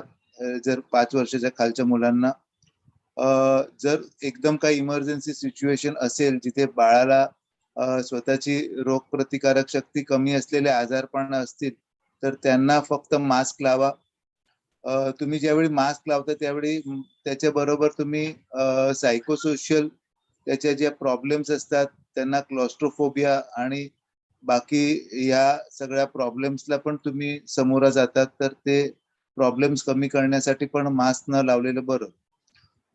राहिली गोष्ट 6 ते 11 वर्षासाठी मास्क सांगितले आहे, पण त्याच्यासाठी पण त्यांनी सांगितलंय की फक्त स्पेशल सिच्युएशन असेल तिथेच मास्क वापरलेलं बरं, जिथे डिझीज स्प्रेड जास्त असतो, जिथे त्यांना कसं मास्क वापरायचं त्याची संपूर्ण ज्ञान असले आणि त्यांनी त्याची प्रॅक्टिस केली असेल त्याच लोकांना मास्क वापरायचं. त्यांना मास्क स्वच्छ आणि धुतलेले मास्क मिळत असेल आणि मास्क चेंज करायची त्यांना फॅसिलिटी असेल, जर ते खराब झाले तर एक्स्ट्रा मास्क त्यांच्याकडे अवेलेबल असेल तर त्यावेळी मास्क वापरायचं. मास्क त्यांनी जे वापरायचे असेल ते ऍडल्टच्या सुपरविजन खाली मास्क वापरायला पाहिजे. आणि potential impact of wearing mask by psychosocial जे काही डेव्हलपमेंट आहे त्याच्यावरती त्याचं काय वाईट इफेक्ट होत नाहीये ते बघून मास्कचा वापर करायला पाहिजे. आणि कंपल्सरी मास्कचा वापर फक्त जिथे घरात कोविड पॉझिटिव्ह पेशंट असेल आणि त्याच्याबरोबर तुम्हाला राहणं कंपल्सरी असेल त्याच वेळी कंपल्सरी मास्कचा वापर करणं गरजेचं आहे. आणि ते N95 किंवा बाकीचे मास्क वापरायची गरज नाहीये लहान मुलांना. N95 फक्त आणि फक्त मेडिकल फील्ड वाल्यांनाच वापरण्याची गरज आहे. इतर लोकांनी प्लेन सिंपल कपड्याचे डबल कपड्याचं मास्क वापरलं तरी चालेल. आणि डॉक्टर जे कोविड पेशंटच्या संपर्कात येत नाही त्यांनी 3 प्लाय मास्क वापरलं तर चालेल. ठीक है, आय सपोज या. पुढचा प्रश्न मी अमी मैडम यांना विचारते. मैडम, बच्चों को संभालना वैसे ही बहुत मुश्किल होता है और अभी पैंडेमिक के वक्त ये और भी स्ट्रेसफुल हो गया है. ऐसे में आप पेरेंट्स को स्ट्रेस मैनेजमेंट के लिए क्या सलाह देंगे? ओके, सो स्ट्रेस मैनेजमेंट के लिए बहुत सारी टेक्निक्स होती हैं, जैसे कि रिलैक्सेशन हो गया, माइंडफुलनेस हो गया. सो बेसिक इन एक्शन जो टेक्निक्स हैं that is relaxation. So there is Jacobson's relaxation technique. आपको ये वीडियो यूट्यूब पे भी मिल जाएगा. इंस्ट्रक्शनल वीडियो होता है, आप इंस्ट्रक्शंस फॉलो कर सकते हो और उसको कर सकते हो. 15 मिनट्स या 20 मिनट्स कर सकते हो. That is absolutely okay. Stress management के लिए अनदर इम्पॉर्टेंट थिंग जो parents need to understand is कि उनको ये समझना जरूरी है कि वो लोग भी ह्यूमंस हैं एंड उनको भी अपना मी टाइम चाहिए. मतलब just because they are parents इसका मतलब ये नहीं है कि यू नो अभी पूरी जिंदगी मतलब the entire day is only has to be dedicated to the child. अभी मैं अपने आप को टाइम नहीं दे सकती या नहीं दे सकता, ये सही नहीं है. आपको अपने आप के लिए थोड़ा टाइम निकालना चाहिए. Because in all the relationships remember कि हमें अपनी आइडेंटिटी नहीं भूलनी है. You all need to not forget your identity ये रिलेशनशिप्स में.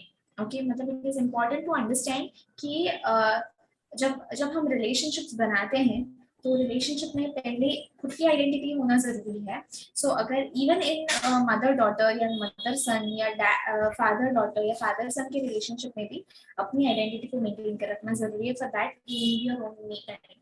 अपना मी टाइम रखना बहुत जरूरी है जिसमें आप वो करो जो आपको पसंद है. वो अभी उसमें सिंपल एक एग्जांपल दे दूंगी. अगर आपको बैल्कनी में बैठ के 10 मिनट चाय पीना अच्छा लगता है, do it.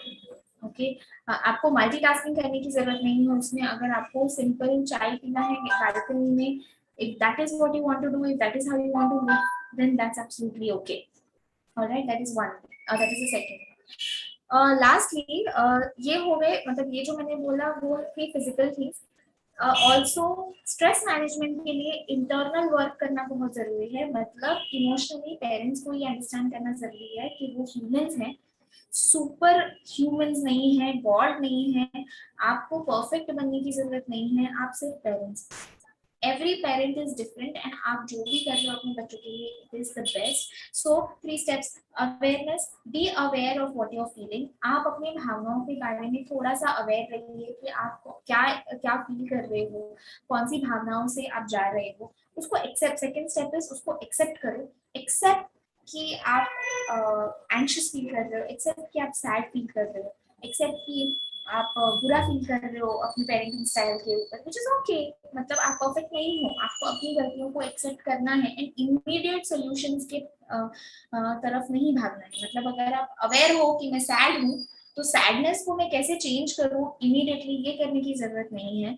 You just accept कि ठीक है, I am not a perfect parent, there has to be some way out. कहीं कुछ तो हम अलग कर पाएंगे, पर उसके लिए आपको रिलैक्स होने की जरूरत है. आपको एक्सेप्ट करने की जरूरत है कि things are not so good.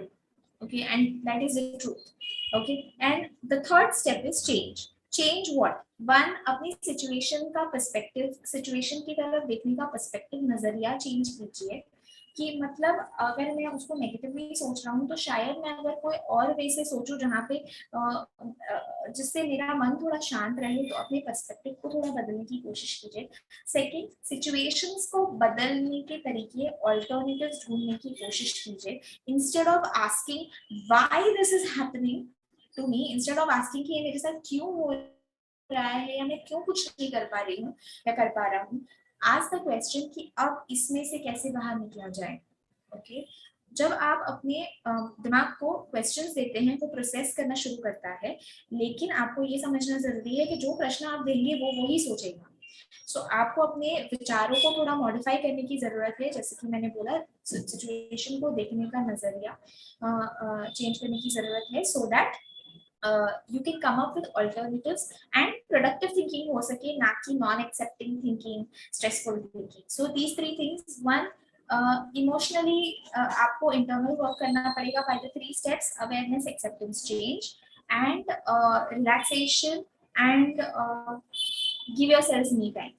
Okay, बाकी बहुत सारी चीजें हैं but won't be able to cover in this short period of time. Okay, yes, nice. Over to you. मला असं वाटतं की आपला हा कार्यक्रम पाहणाऱ्या प्रत्येक पालकांच्या ह्या प्रश्नावलीतून शंकांचं निरसन नक्कीच झालं असेल. काही प्रश्न राहून गेले आहेत ते आम्ही डॉक्टरांना नक्कीच पाठवणार आहोत. तर जाता जाता एवढंच म्हणावंसं वाटतं की समजावण्यापेक्षा समजून घेण्यामध्ये खरी परीक्षा असते. समजावण्यापेक्षा समजून घेण्यामध्ये खरी परीक्षा असते, कारण समजावण्यासाठी अनुभवाचा कस लागतो, तर समजून घेण्यासाठी मनाचा मोठेपणा लागतो. Doctor Shailesh Barot sir, doctor Kirti Tandel sir आणि मिस अमी चौधरी मॅडम, आपण वेळात वेळ काढून या कार्यक्रमात सहभागी झालात आणि अतिशय अमूल्य असं मार्गदर्शन आपलं आम्हाला लाभलं, त्याबद्दल आम्ही कृतज्ञ आहोत.